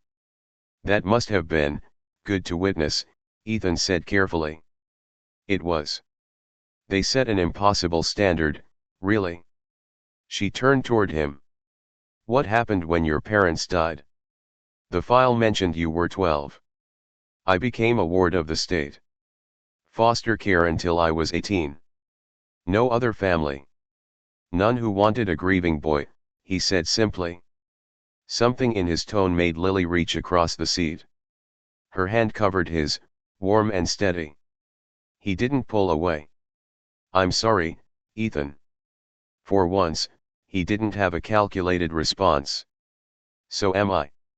2 weeks later, Ethan was reviewing quarterly projections when Lily burst into his office, phone clutched in her trembling hand. Malin collapsed during physical therapy, she said, voice tight with fear. The facility called an ambulance. They're taking her to Queen's Memorial. Without hesitation, Ethan stood and reached for his keys. I'll drive you. You have the board meeting. It can wait. In the garage, he bypassed the Bentley for his rarely used Ferrari, the fastest car in his collection. Lily barely had time to secure her seatbelt before he accelerated up the ramp, navigating through traffic with focused precision. Her doctors warned there might be setbacks, Lily said, staring straight ahead. The treatment protocol is intense, and at her age. Ethan glanced at her white-knuckled grip on the door handle. Without overthinking, he reached across and took her hand in his. She's strong, he said firmly. Like her granddaughter. They made the normally 40-minute journey in 23, Ethan using shortcuts through neighborhoods he'd grown up in, streets he hadn't driven in decades. At each red light, he kept hold of her hand, saying nothing but offering the silent support she needed. When they arrived, he didn't drop her at the entrance as she expected. Instead, he parked and walked in beside her. Hours ticked by in the sterile waiting room, fluorescent lights harsh against institutional green walls. Doctors came and went, offering updates in measured tones. Malin was stable but required observation, a reaction to the treatment rather than a rejection, cautious optimism warranted.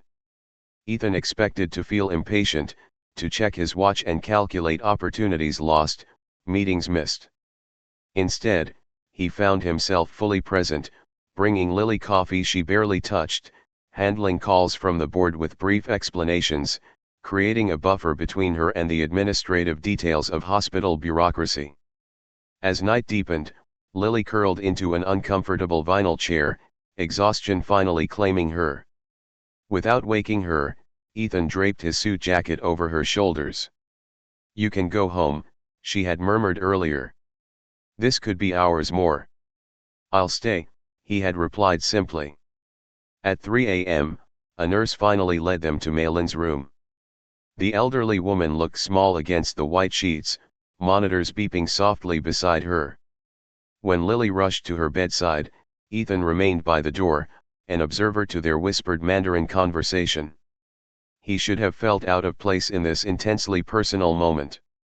Instead, he felt strangely privileged to witness it, this pure, uncomplicated love between grandmother and granddaughter that asked for nothing but connection. Dawn painted the hospital room in gentle hues of pink and gold. Malin had finally fallen into peaceful sleep, her condition stabilized. Lily stood by the window, exhaustion etched in the shadows beneath her eyes. You should rest, Ethan said quietly, joining her. I can stay and watch over her. Lily turned to him, really seeing him for perhaps the first time since they'd arrived. His usually impeccable appearance had given way to something more human, tie loosened, shirt wrinkled, stubble darkening his jaw. You stayed, she said, the simple observation holding deeper meaning. All night. You didn't have to do that. I wanted to, he admitted, the honesty surprising even himself. Why? The question hung between them, demanding an answer beyond the parameters of their agreement. Nothing in their contract required his presence during family emergencies. Nothing obligated him to hold her hand in the car, to manage the hospital paperwork, to stand guard while she slept in that uncomfortable chair. Because you needed someone, he finally said. Then, more softly, because you needed me. Something shifted in Lily's expression, a recognition of the truth in his words. Without planning or rehearsal, she moved toward him, her arm slipping around his waist in a genuine embrace. After a moment's hesitation, Ethan's arms encircled her, holding her close as the morning light strengthened around them.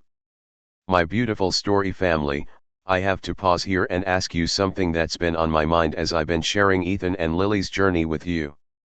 Do you believe people can truly change when they find the right person in their lives? We've watched Ethan, a man who built walls around his heart so high and thick that even he couldn't remember what existed behind them. A man who reduced human connection to business transactions because it felt safer that way. Yet here he stands in that hospital room, holding Lily, not because a contract demands it, but because something deeper within him has awakened. Is it possible for someone to truly transform? Or do we simply reveal parts of ourselves that were always there, waiting for someone who makes it safe enough to emerge? I'm genuinely curious about your thoughts on this. Has someone in your life changed because of love? Or have you been that catalyst for someone else? If you're finding yourself invested in Ethan and Lily's story, please take a moment to hit that like button. Your engagement truly means the world to me and helps the story reach others who might connect with it just as deeply. Each like is a small gesture that tells me you're here with me on this emotional journey, that these characters and their growth matter to you too. It's also how I know which stories resonate most with our community, guiding what tales I'll share in the future. So if your heart skipped a beat during that hospital scene, if you're rooting for these two unlikely souls, let me know with a quick like. Now, I need to prepare you for what comes next. Just when you think you understand the direction Ethan and Lily's relationship is heading, everything changes again. The scene that follows contains the most unexpected revelation of their entire journey, one that neither of them saw coming. It's a moment of truth so powerful that it shatters the careful balance they've maintained between performance and reality. What happens in the next part of our story will force both Ethan and Lily to confront feelings they've been denying, and face a truth that will transform their arrangement forever. Are you ready for it? What happens when the clear lines of a business arrangement blur into something neither party contracted for? When emotions, those messy, unquantifiable forces, enter an equation built on logic and control. Ethan James built his empire by keeping feelings out of every decision. His contract marriage was supposed to follow the same rule. But as he and Lily grow closer, the carefully constructed walls between business and emotions begin to crumble. In the coming moments, a single night will change everything. Passion and vulnerability will collide with duty and control. And in that collision, a secret will emerge that neither of them can ignore, one that will make their contract impossible to fulfill as written. A week after Maylin's medical scare, Ethan stood outside Lily's door in the south wing, an unfamiliar nervousness making him second-guess the message he'd typed and deleted 3 times before sending, "Dinner tonight? Just us. I'll cook." When she opened the door, surprise registered on her face. In 3 months of marriage, he had never once visited her private quarters. "You cook?" she asked, clearly skeptical. "Before I could afford personal chefs, I managed." He hesitated. 7 o'clock. On the terrace. That evening, Lily found the penthouse terrace transformed. String lights hung overhead, softening the typically austere space. The usually vacant table now held proper settings, a bottle of wine, and candles that flickered in the gentle June breeze. Ethan stood at the outdoor kitchen station, sleeves rolled up, focused on something sizzling in a pen. He'd changed from his business suit to dark jeans and a casual button-down, clothes she didn't even know he owned. "This is unexpected," she said, approaching. "Good unexpected or concerning unexpected?" he asked, glancing up. "I'm reserving judgment until I taste whatever you're cooking." A smile played at the corners of her mouth. "Fair." He gestured toward a wooden board. "The appetizer is ready, though." She discovered prosciutto wrapped figs and artisanal cheese, simple but thoughtfully arranged. "Wine?" he offered. "Please." As he poured, Lily noticed how different he looked outside his usual CEO armor, more approachable, almost younger. When their fingers brushed during the wine glass exchange, neither pulled away too quickly. Dinner progressed with a strange mix of formality and warmth, like two people on a first date who somehow already shared a home and legal documents. "The salmon is actually delicious," Lily admitted, genuine surprise in her voice. "Where did you learn this recipe?" "Paris," Ethan replied, then elaborated when she raised an eyebrow. "I lived there for 6 months during college. Worked nights at a bistro washing dishes. The chef took pity on me and taught me a few basics." "You? Washing dishes? Shocking, I know." A hint of self-deprecation colored his tone, something she'd never heard from him before. Their conversation moved in fits and starts, occasionally hitting comfortable rhythms before falling into silences that weren't quite awkward but not yet easy. They discovered random shared preferences: both loved thunderstorms, hated cilantro, and had read The Count of Monte Cristo multiple times. When Lily accidentally knocked over her wine glass, the red liquid spreading across the white tablecloth, she froze, expecting his usual irritation at imperfection. Instead, Ethan laughed. An actual, genuine laugh that transformed his face completely. "What's funny?" she asked cautiously. "Your expression. You looked like you expected me to call a board meeting over spilled wine." She relaxed slightly. "The Ethan I knew 3 months ago might have." "He was an ass," Ethan said simply, blotting the stain without concern. Lily studied him across the table. "And who are you now?" The question hung between them, neither fully comfortable with exploring its implications. But something had shifted. A door opened that neither seemed ready to close again. As they moved to the lounge chairs with dessert, a simple but perfect creme brulee, the city lights created a glittering backdrop behind them. The wine and unusual intimacy of the evening loosened something in Ethan that professional negotiations never could. "What was it like?" Lily asked quietly. "After your parents died?" Ethan was silent for so long she thought he wouldn't answer. When he finally spoke, his voice held a quality she'd never heard before: hesitant, almost raw. "The first foster home seemed fine at first. Middle-class family, 2 biological kids. But I quickly learned I was just a monthly check to them." He rotated his dessert dish slowly. "When I cried at night, the father would lock me in the basement until morning." Lily's breath caught. "The second place was worse," he continued, eyes fixed on the horizon. "The third was merely neglectful. By the fourth, I'd stopped trying to connect with anyone." "You were just a child," Lily whispered. "I was a resource to be managed," he corrected, the words holding decades of pain. "That's when I learned that emotional attachment is just another form of vulnerability opponents will exploit." "Not everyone is an opponent, Ethan." His eyes finally met hers, containing a question he couldn't quite ask. "Then what are you?" Lily smiled without saying a word. Later, they stood at the terrace railing, the night air wrapping around them like a shared secret. The city below hummed with distant energy, while above, a rare clear sky revealed scattered stars fighting through New York's light pollution. "Thank you for dinner," Lily said softly. "The real you is a much better cook than I expected." "The real me," Ethan repeated, as if testing an unfamiliar concept. "I'm not sure I know who that is anymore." "I see glimpses," she replied.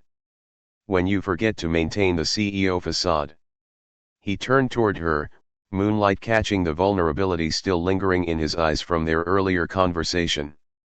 "And what do you see in those glimpses?" "Someone worth knowing," Lily answered simply. Neither could say who moved first. Perhaps they both did, a mutual gravitation that defied the careful boundaries they'd established. His hand found her cheek, thumb brushing softly against her skin. Her fingers lightly touched his chest, feeling his heartbeat quicken beneath expensive cotton. When their lips met, it contained none of the calculated precision of their public kisses. This was hesitant, honest, Unplanned, a question being asked and tentatively answered. Unlike their choreographed displays of affection, there was no audience to convince, no cameras to capture the perfect angle, no performance metrics to achieve. There was only the truth of connection neither had anticipated wanting. They broke apart slowly, both slightly breathless. For a long moment, neither spoke, the weight of what had just happened settling around them like a physical presence. Lily took a small step back, her fingers unconsciously touching her lips. That wasn't in the contract. No, Ethan agreed, his voice unusually rough. It wasn't. The carefully constructed narrative they'd been living suddenly felt paper thin, revealing the unexpected truth developing beneath it. What had begun as performance was transforming into something authentic, something neither had agreed to or prepared for. We should discuss this, Ethan said, his instinct to analyze and categorize still present despite the emotion clouding his usual clarity. Lily nodded, but instead of stepping further away, she found herself moving closer again. We should. The parameters of our arrangement were explicit, he continued, even as his hand reached for hers. Very explicit, she agreed, her fingers intertwining with his. It could complicate things. Already has. They stood in silence, the contradiction between their words and actions highlighting the struggle each felt, the rational understanding that feelings would only make their situation messy colliding with the undeniable pull they now felt toward each other. I don't want to pretend anymore, Lily finally whispered. Not when it's just us. Ethan's expression shifted, fear and longing battling across features usually kept carefully neutral. I don't know how to do this. Real feelings, they've never ended well for me. They might this time, she suggested gently. His response was another kiss, deeper, more certain, and full of questions neither knew how to ask aloud. Dawn found Ethan in his home gym, punishing himself on the treadmill as if he could outrun the emotions that had kept him awake all night.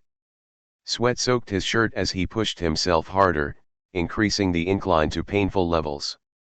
Control had been his North Star for decades, control over his environment, his company, his responses. Now something wild and unquantifiable was growing inside him, something that defied the careful systems he'd built his life around. He had kissed Lily. Not for cameras or public perception. Not to fulfill contractual obligations. He had kissed her because he wanted to, needed to, and that terrified him more than any business crisis ever had. Emotions are weaknesses, he muttered to himself, echoing the mantra that had carried him through countless foster homes and boardrooms. Weaknesses create vulnerabilities. Vulnerabilities lead to failure. Yet when he closed his eyes, he saw Lily's face in the moonlight, felt the gentle pressure of her hand in his, remembered the surprising softness of her lips. These memories triggered reactions he couldn't suppress: increased heart rate, elevated dopamine, compromised decision-making capacity. Classic symptoms of weakness. His phone buzzed with a calendar alert, contract assessment meeting, 9:00 a.m. The reminder of their arrangement was a cold splash of reality. They had signed documents, established terms, created metrics for success. Nowhere in that careful framework was there room for genuine feelings. It's just proximity and circumstance, he told himself, increasing the treadmill speed again. A temporary chemical response that will fade with proper management. But even as he said it, a deeper part of him recognized the lie. Their 9 a.m. meeting never happened. At 6:42, Ethan's phone erupted with urgent calls. Apex's European servers had experienced a catastrophic security breach, potentially exposing client data across 13 countries. Crisis management protocols activated instantly.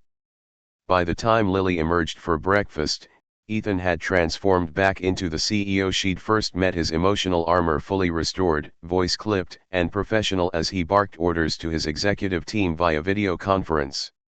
I'll be unreachable for the next 72 hours, he informed her without meeting her eyes. The PR team will brief you if media inquiries occur. Ethan, about last night. Last night was a deviation from protocol, he interrupted, already moving toward the elevator. A momentary lapse in judgment that won't be repeated. His words landed like physical blows, each syllable meticulously designed to rebuild the walls their dinner had begun to dismantle. Is that really what you think? Lily asked quietly. Something flickered behind his eyes, doubt, perhaps, or regret before disappearing beneath cold calculation.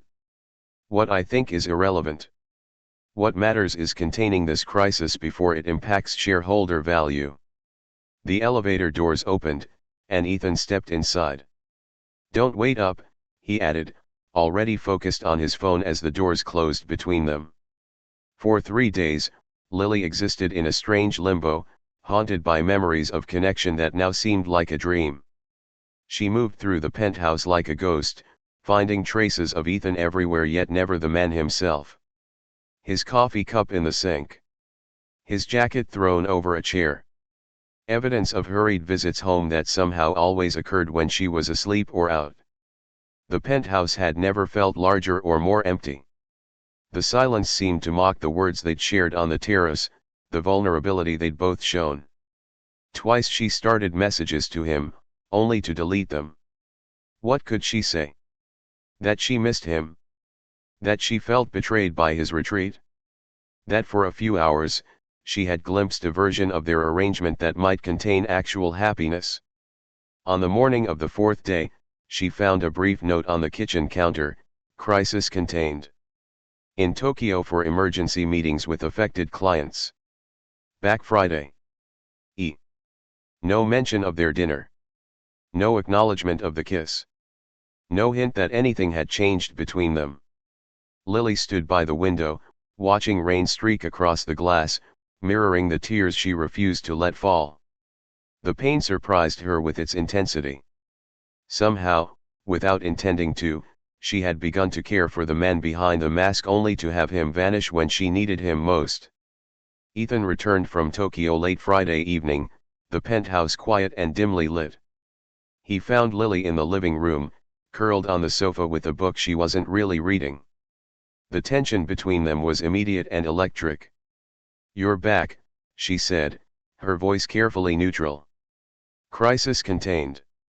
He set down his briefcase, exhaustion evident in the shadows beneath his eyes. The breach was isolated before any significant data exposure. I meant back to pretending nothing happened between us. The directness of her statement caught him off guard. Lily. 3 days, Ethan. She stood, the book forgotten. 3 days of you disappearing, avoiding me, hiding behind work. After everything we shared. I was handling an actual emergency, he countered, defensiveness creeping into his tone. 13 countries, millions in potential liability. The emergency was convenient timing, she challenged, stepping closer. The perfect excuse to run from whatever you started feeling. I don't run from anything. You've been running since you were 12 years old, Lily said softly.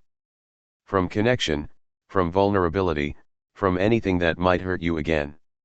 His jaw tightened. Don't psychoanalyze me. You have no idea. I have every idea.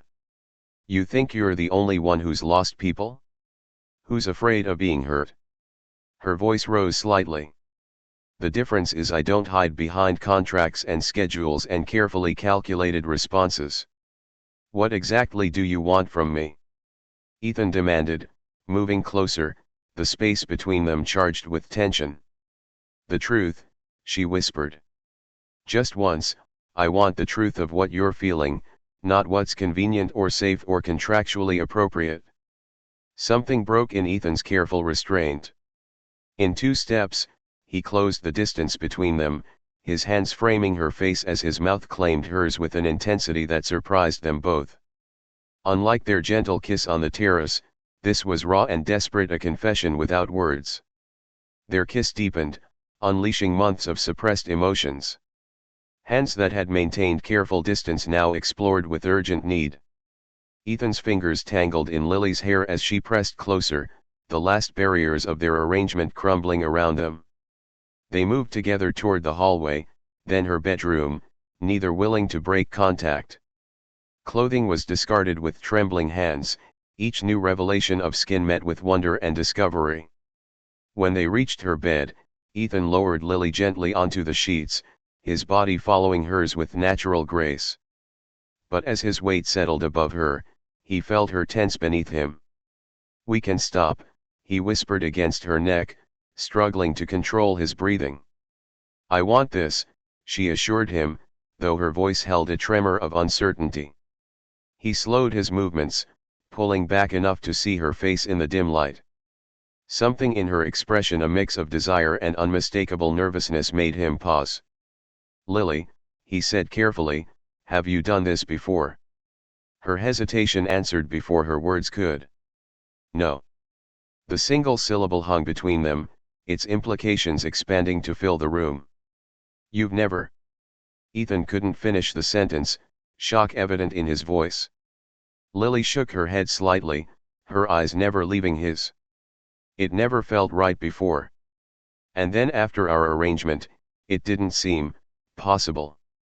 Ethan went completely still, the full meaning of her revelation washing over him.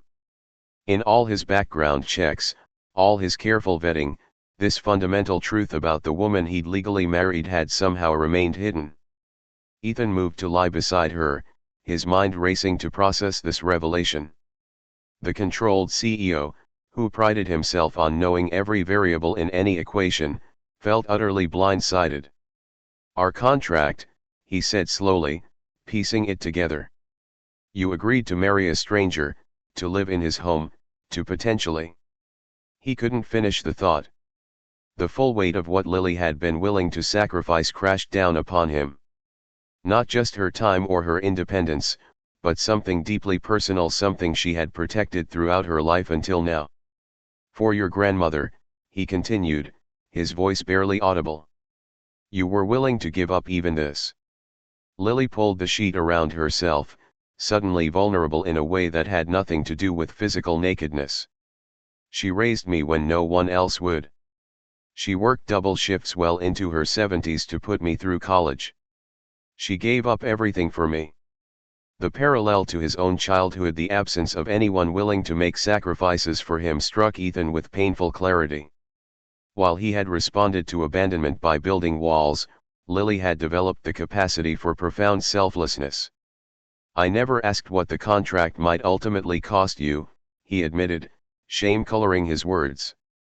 "I calculated the financial compensation, the time commitment, the public relations value, but I never considered the personal cost."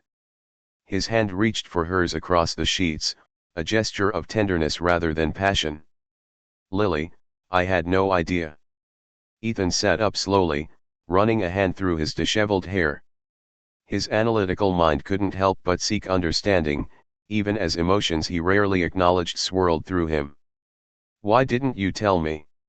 he asked, his voice gentler than she had ever heard it. "This should have been disclosed during our negotiations. It's a significant factor that would have affected the terms." Lily pulled herself to a sitting position, still wrapped in the sheet. "Would it have changed your decision?" "Of course it would have," he said without hesitation. "That's exactly why I didn't tell you." She met his gaze directly. "You would have seen it as a complication, a reason to find someone else." Ethan shook his head, struggling to reconcile the woman before him with the cold calculations he'd made those months ago. "You should have had a choice about something so personal." "I did have a choice," Lily replied firmly. "And I chose my grandmother's life over my own considerations. It was my decision to make." The quiet determination in her voice silenced him momentarily. He had approached their arrangement as a business transaction between equals, never considering that for Lily, the stakes had been immeasurably higher. "Even so," he finally said, "you shouldn't have had to make that choice. Not for something as clinical as what I proposed." A sad smile touched her lips. "Life rarely gives us perfect choices, Ethan. Sometimes we just choose the path we can live with." The silence stretched between them, filled with unspoken thoughts and realizations. Lily drew her knees to her chest, creating a physical barrier that matched her emotional vulnerability. "I was afraid," she admitted finally, her voice quiet but steady. "Not just that you would reject the contract, but that you would reject me as insufficient. Flawed in some way." "Flawed?" Ethan repeated, genuinely confused. "How could that possibly be considered a flaw? In the world you live in, the galas, the corporate events, the social circles where everyone seems so sophisticated, I already felt out of place." Her fingers traced a pattern on the sheet. "I was a kindergarten teacher from Brooklyn who had never even eaten at a Michelin-starred restaurant." Adding this to the equation seemed like too much inexperience. She looked up at him, a flush coloring her cheeks. "The night we signed the papers, I overheard one of your board members joking about finding you a professional who knew how to play the part. I realized they expected someone worldly, someone who understood the game. I was afraid if you knew the full truth about me, you'd see me as too innocent for what you needed." The memory of that crude comment made Ethan wince. He'd dismissed it at the time as irrelevant businessman talk, never considering how it might have affected Lily. "So I kept it to myself," she continued. "It seemed simpler that way. And I told myself that somehow, when the moment came, if it ever did, I would find a way to handle it." Ethan stood and walked to the window, needing physical distance to process the emotional revelation. The city lights blurred before him as he struggled to integrate this new understanding into his carefully constructed worldview. All his life, he had operated under the certainty that people acted primarily out of self-interest. His foster families had taken him in for the monthly checks. Business associates pursued partnerships for profit margins. Even his ex-wife had married him for his wealth and status. Every relationship he'd ever known had been fundamentally transactional. Yet here was Lily, who had been willing to surrender something deeply personal, to enter a loveless marriage with a cold stranger, all for someone else's benefit. The depth of her sacrifice for her grandmother defied every cynical truth he had built his life around. "You really would have gone through with it," he said quietly, his back still to her. "The entire contract. 2 years of your life. Even knowing it would mean." "Yes," she answered simply. "I would have." He turned to face her, seeing her, truly seeing her, perhaps for the first time. Not as an asset in his PR strategy or a contractual obligation, but as someone capable of a kind of love he had convinced himself didn't exist. "No one has ever," he began, unable to complete the thought. "Ever what?" she prompted gently. "Put someone else so completely before themselves," he finished. "Not in my experience." The admission cost him something, an acknowledgement that his experience of the world might be incomplete, his certainty about human nature flawed. The weight of this realization of Lily's sacrifice, of his own blindness to it, pressed down on Ethan with suffocating force. The room suddenly felt too small, the air too thin. Emotions he had spent decades suppressing surged through him with frightening intensity: guilt, confusion, anger at himself, and something deeper that he couldn't name. "I need to," he gestured vaguely toward the door, already backing away. "I need some air." "Ethan," Lily called, concern replacing vulnerability in her expression. "We should talk about this." "I can't," he said, his voice uncharacteristically rough. "Not right now." He moved quickly, gathering his scattered clothing with none of his usual precision. His hands trembled slightly as he pulled on his shirt, leaving it unbuttoned in his haste. "This isn't about you," he added, seeing the hurt flash across her face. "I just need to think." The carefully constructed compartments of his mind, the ordered systems that had guided him through every crisis, were collapsing. For a man who had built an empire on control, this internal chaos was unbearable. "Don't go," Lily said quietly, reaching toward him. "Whatever you're feeling, we can work through it together." But Ethan was already at the door, unable to meet her eyes. "I'm sorry," he managed, the words entirely inadequate for what he was feeling. I need space. The door closed behind him with a soft click that belied the emotional storm he carried with him, leaving Lily alone with the echoes of what might have been. Dawn found Ethan standing on the Brooklyn Bridge, tie loosened, eyes fixed on the water below. He'd walked for hours through the sleeping city, his mind racing to process what had happened with Lily. For the first time in decades, his analytical mind failed him. The equations he'd used to navigate life, cost versus benefit, risk versus reward, seemed hollow when applied to what he now felt for his wife. His wife. The term itself had been merely contractual until now. A tugboat passed beneath him, its wake disturbing the river's surface. Like that boat, Lily had entered his carefully ordered existence and left everything changed in her path. He thought of how she treated Wang, the housekeeper, with genuine kindness rather than the professional courtesy he offered. How she continued illustrating children's books despite having access to millions. How she looked at her grandmother with love so pure it made his chest ache to witness it. And most devastating of all, how she had been willing to sacrifice something deeply personal for someone she loved, while he had never loved anyone enough to sacrifice anything meaningful. What had his life amounted to? Apex Industries stock value? The square footage of his penthouse? The number of people who feared his disapproval? He pulled out his phone, thumb hovering over his most used apps, stock tickers, news aggregators, email. Instead, he opened Photos, finding an image from their contract wedding. Lily's smile, which he had once classified as appropriately convincing for media purposes, now revealed something he had missed entirely: courage mixed with resignation. She had entered their arrangement with eyes open, knowing the full cost. While he had signed believing himself to be completely protected. Without conscious decision, Ethan found himself directing his driver to Queens. The modest neighborhood where he grew up had changed, gentrification touching some blocks while others remained frozen in time. His childhood home, a small two-story house with faded blue siding, stood virtually unchanged from when he'd last seen it at 12 years old. He approached slowly, each step heavy with memories he'd spent a lifetime burying. The concrete path was still cracked in the same places. The maple tree, now much larger, still shaded the front yard. An elderly man emerged from next door, eyeing him curiously. "Can I help you?" the neighbor called. "I used to live here," Ethan replied. "The James family." Recognition flickered across the man's weathered face.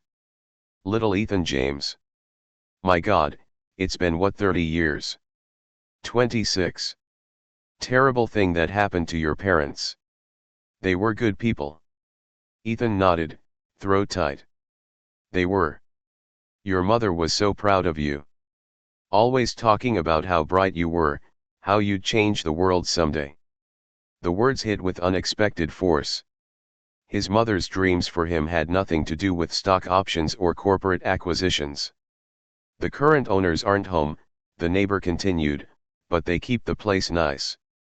Your mother's rose bushes are still there in the back. Ethan moved to the side of the house, finding the garden his mother had tended so lovingly.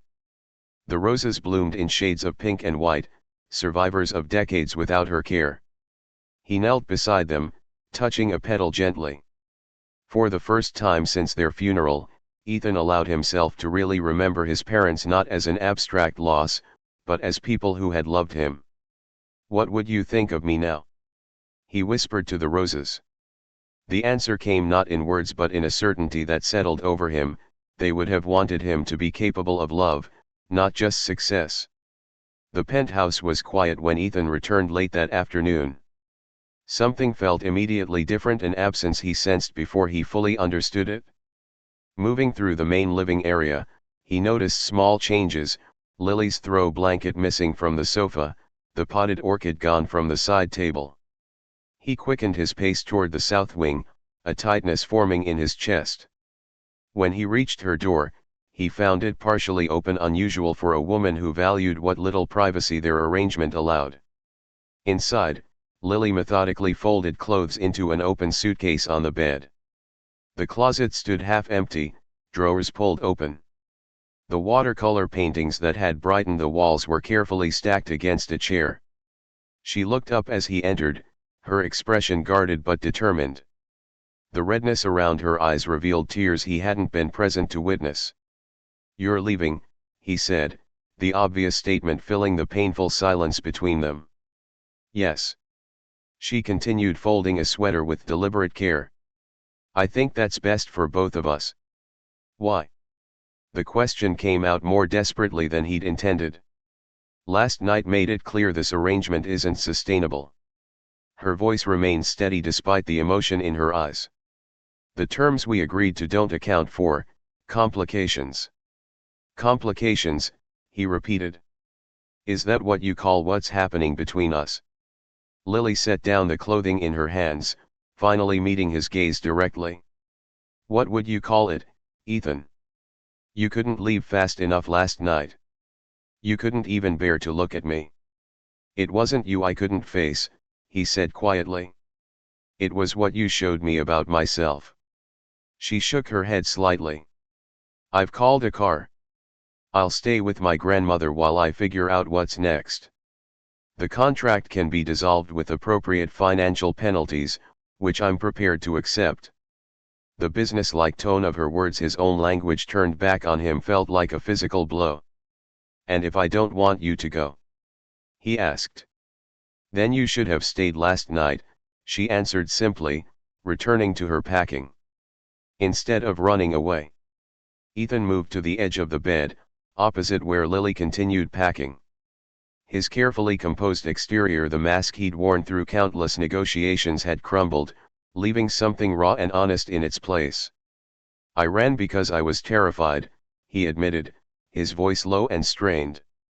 "Not of you or what happened between us, but of what I was feeling. Emotions I've spent my entire adult life avoiding." Lily's hands stilled over the suitcase, but she didn't look up. "I went to my childhood home today," he continued. "For the first time since my parents died. Standing there, I finally understood something I've been getting wrong for 26 years. He took a deep breath, forcing himself to continue despite the vulnerability it required. "I thought protecting myself from pain meant avoiding attachment altogether. I built a life around that belief, measuring success in acquisitions rather than connections, in contracts rather than trust." When Lily finally raised her eyes to his, he found the courage to speak the truth he'd been circling around. "I've fallen in love with you, Lily." The words emerged quietly but with absolute certainty. "Not according to any timeline in our contract. Not because it's convenient or strategic. I love your compassion, your courage, your unwavering loyalty to those you care about. I love how you've remained completely yourself despite everything." His voice caught slightly. "I love you in a way I didn't believe was possible for someone like me. And I understand if it's too late, if I've hurt you too deeply with my coldness.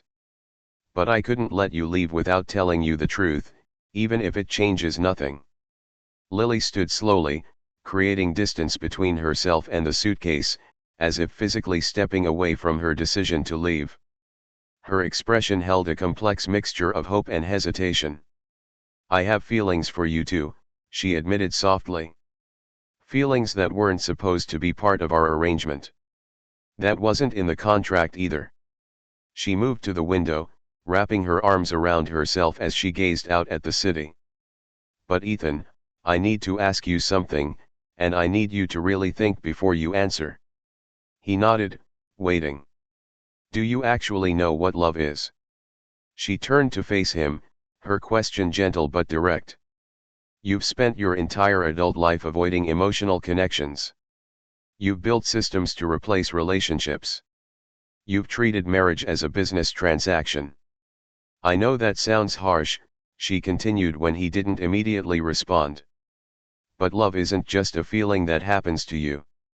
It's also a choice you make every day to be vulnerable, to compromise, to put someone else's needs alongside your own." She took a step toward him, though still keeping space between them. When you left last night, your first instinct was to retreat behind your walls. That's what you've always done when emotions become too intense. Her voice softened further. I believe you feel something powerful for me. I do. But feelings aren't enough without the capacity to actually live them, day after day, even when it's difficult. Especially when it's difficult. She finally asked the question that lay at the heart of her hesitation: how do I know you won't run again the next time you feel overwhelmed by what's growing between us? For a long moment, Ethan stood motionless, absorbing the weight of Lily's question. Then, without a word, he turned and walked out of the room. Lily's shoulders slumped, her worst fears seemingly confirmed by his departure. But before grief could fully take hold, he returned carrying a leather portfolio from his office. You're right, he said, opening the portfolio to reveal their original contract, 67 pages of legal language that had defined their relationship for months. I don't fully know what love is. How could I? I've spent my life avoiding it. He placed the document on the bed between them. But I know what love isn't. It isn't this. With deliberate movements, he took the first page between his fingers and tore it cleanly down the middle. The sound of ripping paper cut through the silence of the room. He didn't stop with one page. Methodically, he continued tearing, reducing their careful arrangement to fragments.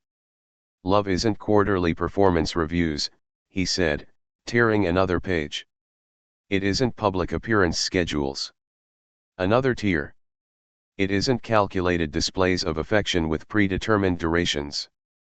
Page after page, he dismantled the framework that had brought them together but now stood between them. I can't promise I'll never retreat again, he admitted, still tearing.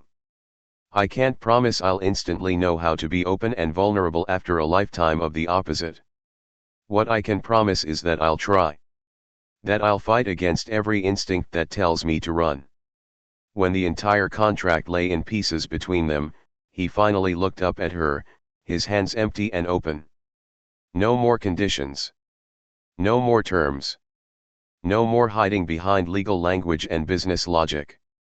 The remains of their contract, confetti-like in their destruction, represented something neither had anticipated when signing it: the possibility of starting again, without terms or conditions. Ethan gathered the torn pieces of the contract into his hands, then deposited them in the nearby wastebasket, a symbolic burial of the arrangement that had brought them together yet kept them apart. I want you to stay, he said quietly. But not because of any obligation. Not because of our previous agreement.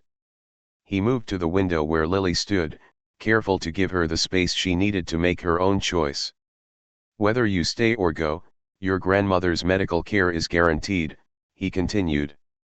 I've already set up an irrevocable trust in her name that will cover all her treatments and any future care she might need. The paperwork was finalized yesterday while I was in Tokyo. Lily's eyes widened in surprise. You did that before any of this happened between us? He nodded. It was long overdue. Your grandmother's well-being should never have been contingent on your personal choices or our arrangement. You didn't have to do that, she whispered. I wanted to, he replied simply. It was the right thing to do. Ethan took a deep breath before continuing. So now you're free, Lily. Free to walk away without any financial concerns for your grandmother. Free to resume your life exactly as you choose. He gestured toward the half-packed suitcase. If you want to leave, I won't try to stop you. The penthouse in Greenwich Village that you admired in that architecture magazine, it's yours if you want it. Or anywhere else you'd prefer to live. His voice grew softer. But if there's any part of you that might want to stay, not as part of a contract, but to see if what's growing between us could become something real, I'm asking you to consider it. He extended his hand, palm up, toward her, not grasping, simply offering. No terms. No conditions. Just two people trying to learn what love actually means together. Lily looked at Ethan's extended hand but didn't take it, her expression thoughtful as she processed everything he'd said. The torn contract, the medical trust for her grandmother, the offer of complete freedom, gestures that spoke louder than any declaration. "I spent my entire life believing that everything has a price," Ethan said into the silence. "That emotions are commodities to be traded, that relationships are transactions where both parties seek maximum gain." He lowered his hand when she didn't take it, accepting her hesitation. "I approached our marriage the same way, as an exchange of services with clear deliverables and exit clauses. I thought I was being honest, even honorable, by making the terms explicit." Moving to the bedside, he gently closed her half-packed suitcase, a hopeful gesture rather than a presumptuous one. "What I never understood until now is that some things can't be purchased, no matter how much money you have. Trust. Respect." His voice softened. "Love." He met her eyes directly. "I don't want to buy your love, Lily. I want to earn it. Day by day, moment by moment. Not through grand gestures or financial security, but through the kind of consistent presence and honesty I've never given anyone before." The vulnerability in his expression was unlike anything she had seen from him. No calculation, no performance, just raw truth. "I'm asking for a chance," he continued. "Not a guarantee. Just an opportunity to show you who I could be, who I want to be with you. And if I fail, if I retreat behind my walls again, you can walk away knowing you gave me a fair chance." He took a shaky breath. "I've spent 26 years running from connection. I'm asking for the chance to spend however long you'll give me learning how to run toward it instead." My beautiful story family, we've reached that pivotal moment where everything hangs in the balance. Ethan has torn up their contract, offered Lily complete freedom, and asked for something money can't buy: a genuine chance to earn her love. But should she give it to him? That's the question I want to pose to you right now. On one hand, Ethan has shown real growth. He visited his childhood home, confronted his past, and made the courageous choice to be vulnerable for perhaps the first time in his adult life. He's guaranteed Malin's care regardless of Lily's decision, removing the obligation that first brought them together. On the other hand, can someone truly change after decades of emotional isolation? Is his transformation genuine and lasting, or might he retreat behind his walls again when faced with the messy realities of real love? If you were Lily, standing in that room with a half-packed suitcase and a man asking for redemption, what would you do? Would you risk your heart on the possibility that love could transform even the coldest businessman? Or would you protect yourself from potential disappointment and walk away while you still can? I truly want to hear your thoughts in the comments below. What would you do in Lily's position? If this journey of unexpected love and transformation has touched your heart, please consider subscribing to our channel. With each new subscriber, I'm able to dedicate more time to crafting these emotional stories that remind us all what truly matters in life. For those who are already part of our story family, your continued support means everything to me. Each time you hit that subscribe button, leave a comment, or share these stories with someone special in your life, you're helping our community grow. I pour my heart into researching and developing these narratives because I believe in the power of emotional storytelling to connect us across all backgrounds and experiences. There are so many more stories waiting to be told: tales of redemption, second chances, unexpected connections, and the courage it takes to be vulnerable in a world that often rewards coldness. By subscribing, you'll never miss our weekly uploads of new stories that will make you feel, think, and perhaps see your own relationships in a different light. Join our story family today, and let's continue exploring the beautiful complexity of human connection together. Next, we'll witness the conclusion of Ethan and Lily's extraordinary journey. Whatever choice Lily makes in this moment, I promise you'll see how profoundly love can transform even the most guarded hearts. The final chapter of their story reveals how authentic connection reshapes not just who we love, but who we become through loving. We'll witness whether the walls Ethan built over decades can truly come down, and whether Lily's compassion extends to giving second chances. Their ending, whether together or apart, will demonstrate that sometimes the bravest act isn't walking away from painful situations, but staying present through the messy, beautiful process of genuine growth. True transformation rarely happens in dramatic moments. Instead, it unfolds in small, daily choices to remain open, honest, and vulnerable. In our conclusion, you'll see exactly how these choices accumulate to create something neither Ethan nor Lily could have predicted when they signed that now destroyed contract. Make sure you're here next week for a finale that will remind us all that love, when authentic, doesn't just change our circumstances, it changes us at our very core. Before I wrap up today's story, I want to take a moment to express my deepest gratitude to each of you. Your presence here means everything to me. The time you spend with these stories, the thoughtful comments you leave, the personal experiences you share, all of it creates a community that has become so much more than I ever dreamed possible. I read every single comment, even when there are thousands.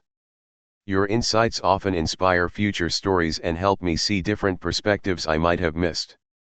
When you tell me that a particular story helped you through a difficult time or gave you courage to have a difficult conversation in your own life, those moments are why I do this.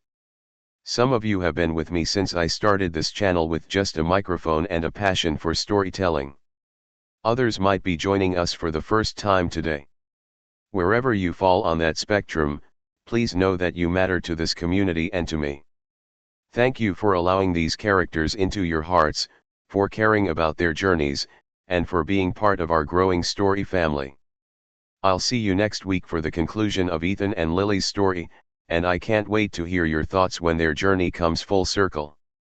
The rooftop garden of the penthouse bloomed with wildflowers and climbing roses, a vibrant contrast to the sleek glass and steel of the surrounding cityscape. 6 months had transformed not only the space now lush with greenery Lily had planted, but the people who inhabited it. Morning light spilled across the terrace where Ethan sat reviewing documents, his posture more relaxed than the rigid CEO stance he'd maintained for decades. The wall of windows behind him no longer reflected a solitary figure but captured glimpses of shared life. Lily's drawings pinned to a corkboard, fresh flowers in vases, a chess set with a game in progress. Inside, Lily moved through the kitchen, pausing to adjust one of the framed illustrations from her book that now adorned walls once clinically bare. She carried 2 coffee mugs onto the terrace, setting one beside Ethan. "The planner called again," she said, taking the seat across from him. "She needs final approval on the flowers today." Ethan looked up with a smile that had become increasingly natural. "Whatever you want is fine with me." "That's what you said about the music, the food, and the seating arrangement," Lily replied, amusement in her voice. "Because I trust your judgment." He reached for her hand across the table. "The only detail I care about is that you'll be there." The casual intimacy between them, fingers intertwined, comfortable silence, private smiles spoke of something that had grown slowly, deliberately over the months since she had decided to stay. Not the instant passion of fairy tales, but something more durable, a connection built choice by choice, day by day. Unlike their first wedding, a calculated affair with strategic guest lists and PR objectives, the ceremony embraced simplicity and authenticity. The same rooftop garden where they'd shared their first real conversation now hosted 40 people who genuinely mattered to them both. No photographers circled for perfect angles, a friend with a camera captured candid moments instead. No press release had been drafted, no corporate sponsors had been consulted. The only announcement had been personal invitations handwritten by Lily and Ethan together over several evenings. As the string quartet played, Ethan stood beneath an arch of white roses, no longer the imposing CEO but simply a man waiting for the woman he loved. When Lily appeared, her dress was not a designer showpiece but a vintage gown she'd fallen in love with at a small boutique in Brooklyn. "The first time we did this," Ethan began when it was time for their vows, his voice reaching only those gathered close around them, "I thought I was entering a business arrangement. I had reduced something sacred to terms and conditions." He took her hands in his, eyes never leaving hers. "Today, I'm making a different promise. Not to be a perfect husband, I've learned perfection isn't the point. Instead, I promise to be present. To listen. To grow alongside you rather than trying to direct everything from above. Lily's vows followed, her voice clear despite the emotion behind her words.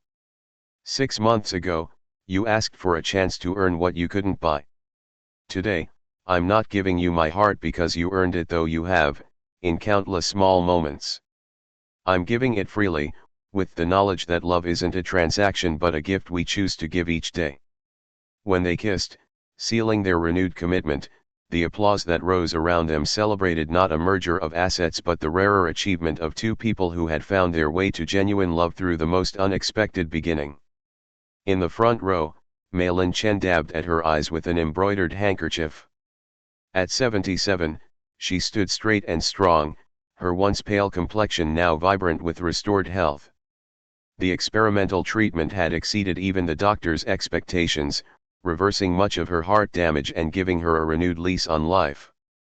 "My beautiful Liwa," she said as Lily approached her after the ceremony. "Now I see a real marriage in your eyes." She reached for Ethan's hand as well, clasping it between her weathered palms. "And you, my son. You have learned what my husband understood 60 years ago, that strength is not found in walls but in bridges." Mei Lin had become a regular presence in their home over the past months. Sunday dinners had expanded to include cooking lessons where she taught them both traditional Chinese dishes, filling the once sterile kitchen with laughter and the fragrance of ginger and star anise. "The doctors say I might live to be 100 now," she told them with mischievous pride. "Plenty of time to see great-grandchildren." Lily blushed while Ethan, rather than deflecting such personal comments as he once would have, simply squeezed her hand with gentle acknowledgement of possibilities now open before them. "First, Nai, perhaps we enjoy being newlyweds," Lily suggested, leaning to kiss her grandmother's cheek. "Newlyweds for the second time," Mei Lin corrected with a knowing smile. "But the first time that counts." The wisdom in her eyes confirmed what they all knew, that papers and ceremonies meant nothing without the love that now bound them together. Later, as guests mingled during the reception, Lily overheard a conversation between Ethan and James Chen about the newly established James Family Foundation. "The first campus breaks ground next month," Ethan was explaining, his passion evident in his animated gestures. "We've secured partnerships with 5 top universities to provide full scholarships once the children age out of the program. And the legal team completed the regulatory hurdles for the mental health services." James asked. "Approved last week. Every child will have access to comprehensive therapy and counseling." Ethan's expression grew more serious. "The trauma of losing parents doesn't end when basic needs are met. I learned that the hard way." The foundation had become Ethan's personal mission over the past months, a project that occupied as much of his attention as Apex Industries once had. The initiative focused on creating family-style homes for orphaned children, with consistent caregivers rather than rotating staff, and comprehensive support extending well into adulthood. When Lily joined them, Ethan immediately included her in the discussion. "Lily's designing the spaces to feel like actual homes rather than institutions," he explained with evident pride. "The architects have been surprisingly receptive to incorporating elements from children's perspectives," Lily added. "Each location will include art studios and creative spaces where the children can express themselves." What remained unspoken but understood between them was how healing the project had been for Ethan himself, a way of addressing the wounds of his past while creating something positive for children facing similar circumstances. Near the dessert table, an unusual centerpiece drew attention, a display copy of The Moonlight Garden, Lily's illustrated children's book, now set for release by one of New York's most prestigious publishing houses. The cover featured her delicate watercolor of a small girl discovering flowers that bloomed only under moonlight, each petal revealing tiny worlds inside. 3 more books in the series, Lily was explaining to a small group of guests. "The publishers want them as quickly as I can create them." What she didn't mention was how Ethan had supported her work without attempting to control it. When a major publisher had expressed interest after seeing her illustrations online, he had offered connections but insisted she navigate the negotiations herself. When she doubted her ability to complete the additional books while still teaching part-time, he had created a studio space in their home but never pressured her about deadlines or commercial potential. "I always knew your garden book would find its readers," Malin said, joining them and admiring the display. "Children understand magic in ways adults forget." The advance copies had already received glowing reviews, with critics praising the delicate balance between wonder and emotional depth, qualities that mirrored Lily herself. Several children's hospitals had requested special readings, and a small animation studio had begun preliminary discussions about adaptation possibilities. Yet for all the professional validation, Lily's greatest satisfaction came from completing the project she had started in her Brooklyn apartment, finishing what she'd begun before her life had transformed, proving that her core self remained intact despite all the external changes. The true transformation in their lives wasn't captured in the ceremony photos or career achievements, but in the quiet patterns they had established together. The careful distance that had once defined their interactions had given way to comfortable closeness, casual touches, shared laughter, honest conversations that stretched late into the night. Ethan, who once scheduled every minute of his day, now made room for unplanned moments. His phone stayed in his pocket during dinner. His weekends included walks in Central Park with no destination in mind. He had learned to really listen when Lily spoke, not calculating responses but simply being present with her. Lily, who had once walked on eggshells in her own home, now moved through their shared spaces with confidence. She challenged Ethan when his old patterns emerged, drawing him back to openness with gentle persistence rather than retreating into compliance. She had found her voice in their relationship, knowing it would be respected even in disagreement. The penthouse that had once functioned as separate territories now flowed as a unified home. The invisible dividing line between north and south wings had dissolved, replaced by shared spaces that reflected both their personalities. Ethan's minimalism softened by Lily's warmth, her artistic chaos tempered by his appreciation for order. Most telling was how they navigated difficulties. When Ethan faced a major business setback, instead of isolating himself, he had come home early and talked through his frustration with Lily. When Lily received a harsh critique of her illustrations, Ethan had listened without trying to fix the problem, understanding that sometimes support meant simply being there. Their love had grown not despite their differences, but because they had learned to value what each brought to their shared life. As evening fell, the last guests departed, leaving Ethan and Lily alone on the rooftop terrace. Staff quietly cleared the remaining evidence of celebration, leaving only soft lights strung overhead and the gentle sound of the city below. Ethan loosened his tie, joining Lily at the edge of the terrace where she stood watching the city lights emerge against the darkening sky. He wrapped his arms around her from behind, her head resting naturally against his shoulder in a gesture that had become familiar and comforting to them both. "I've wanted to ask you something," he said softly, his breath warm against her hair. "Something I've wondered about for 6 months." She turned slightly in his embrace. "What's that?" "That day, when I came back and found you packing." His voice grew thoughtful. "What made you stay? What made you give me that second chance?" Lily was quiet for a moment, considering the question with the same thoughtfulness with which it had been asked. "It wasn't the grand gesture of tearing up the contract," she finally said. "Though that helped." She turned fully to face him now, her eyes meeting his. "It was something smaller but more significant. You offered me complete freedom, the care for my grandmother, financial security, a way out with no strings attached. For the first time, you gave without trying to control the outcome." Her hand rose to rest against his cheek. "You stopped trying to control everything and learned to trust. Not just me, but yourself. That's when I knew you were capable of real love." "I'm still learning," he admitted. "We both are," she replied with a gentle smile. "That's what makes it real." They turned together toward the panoramic view, the city now transformed by nightfall into a canvas of twinkling lights.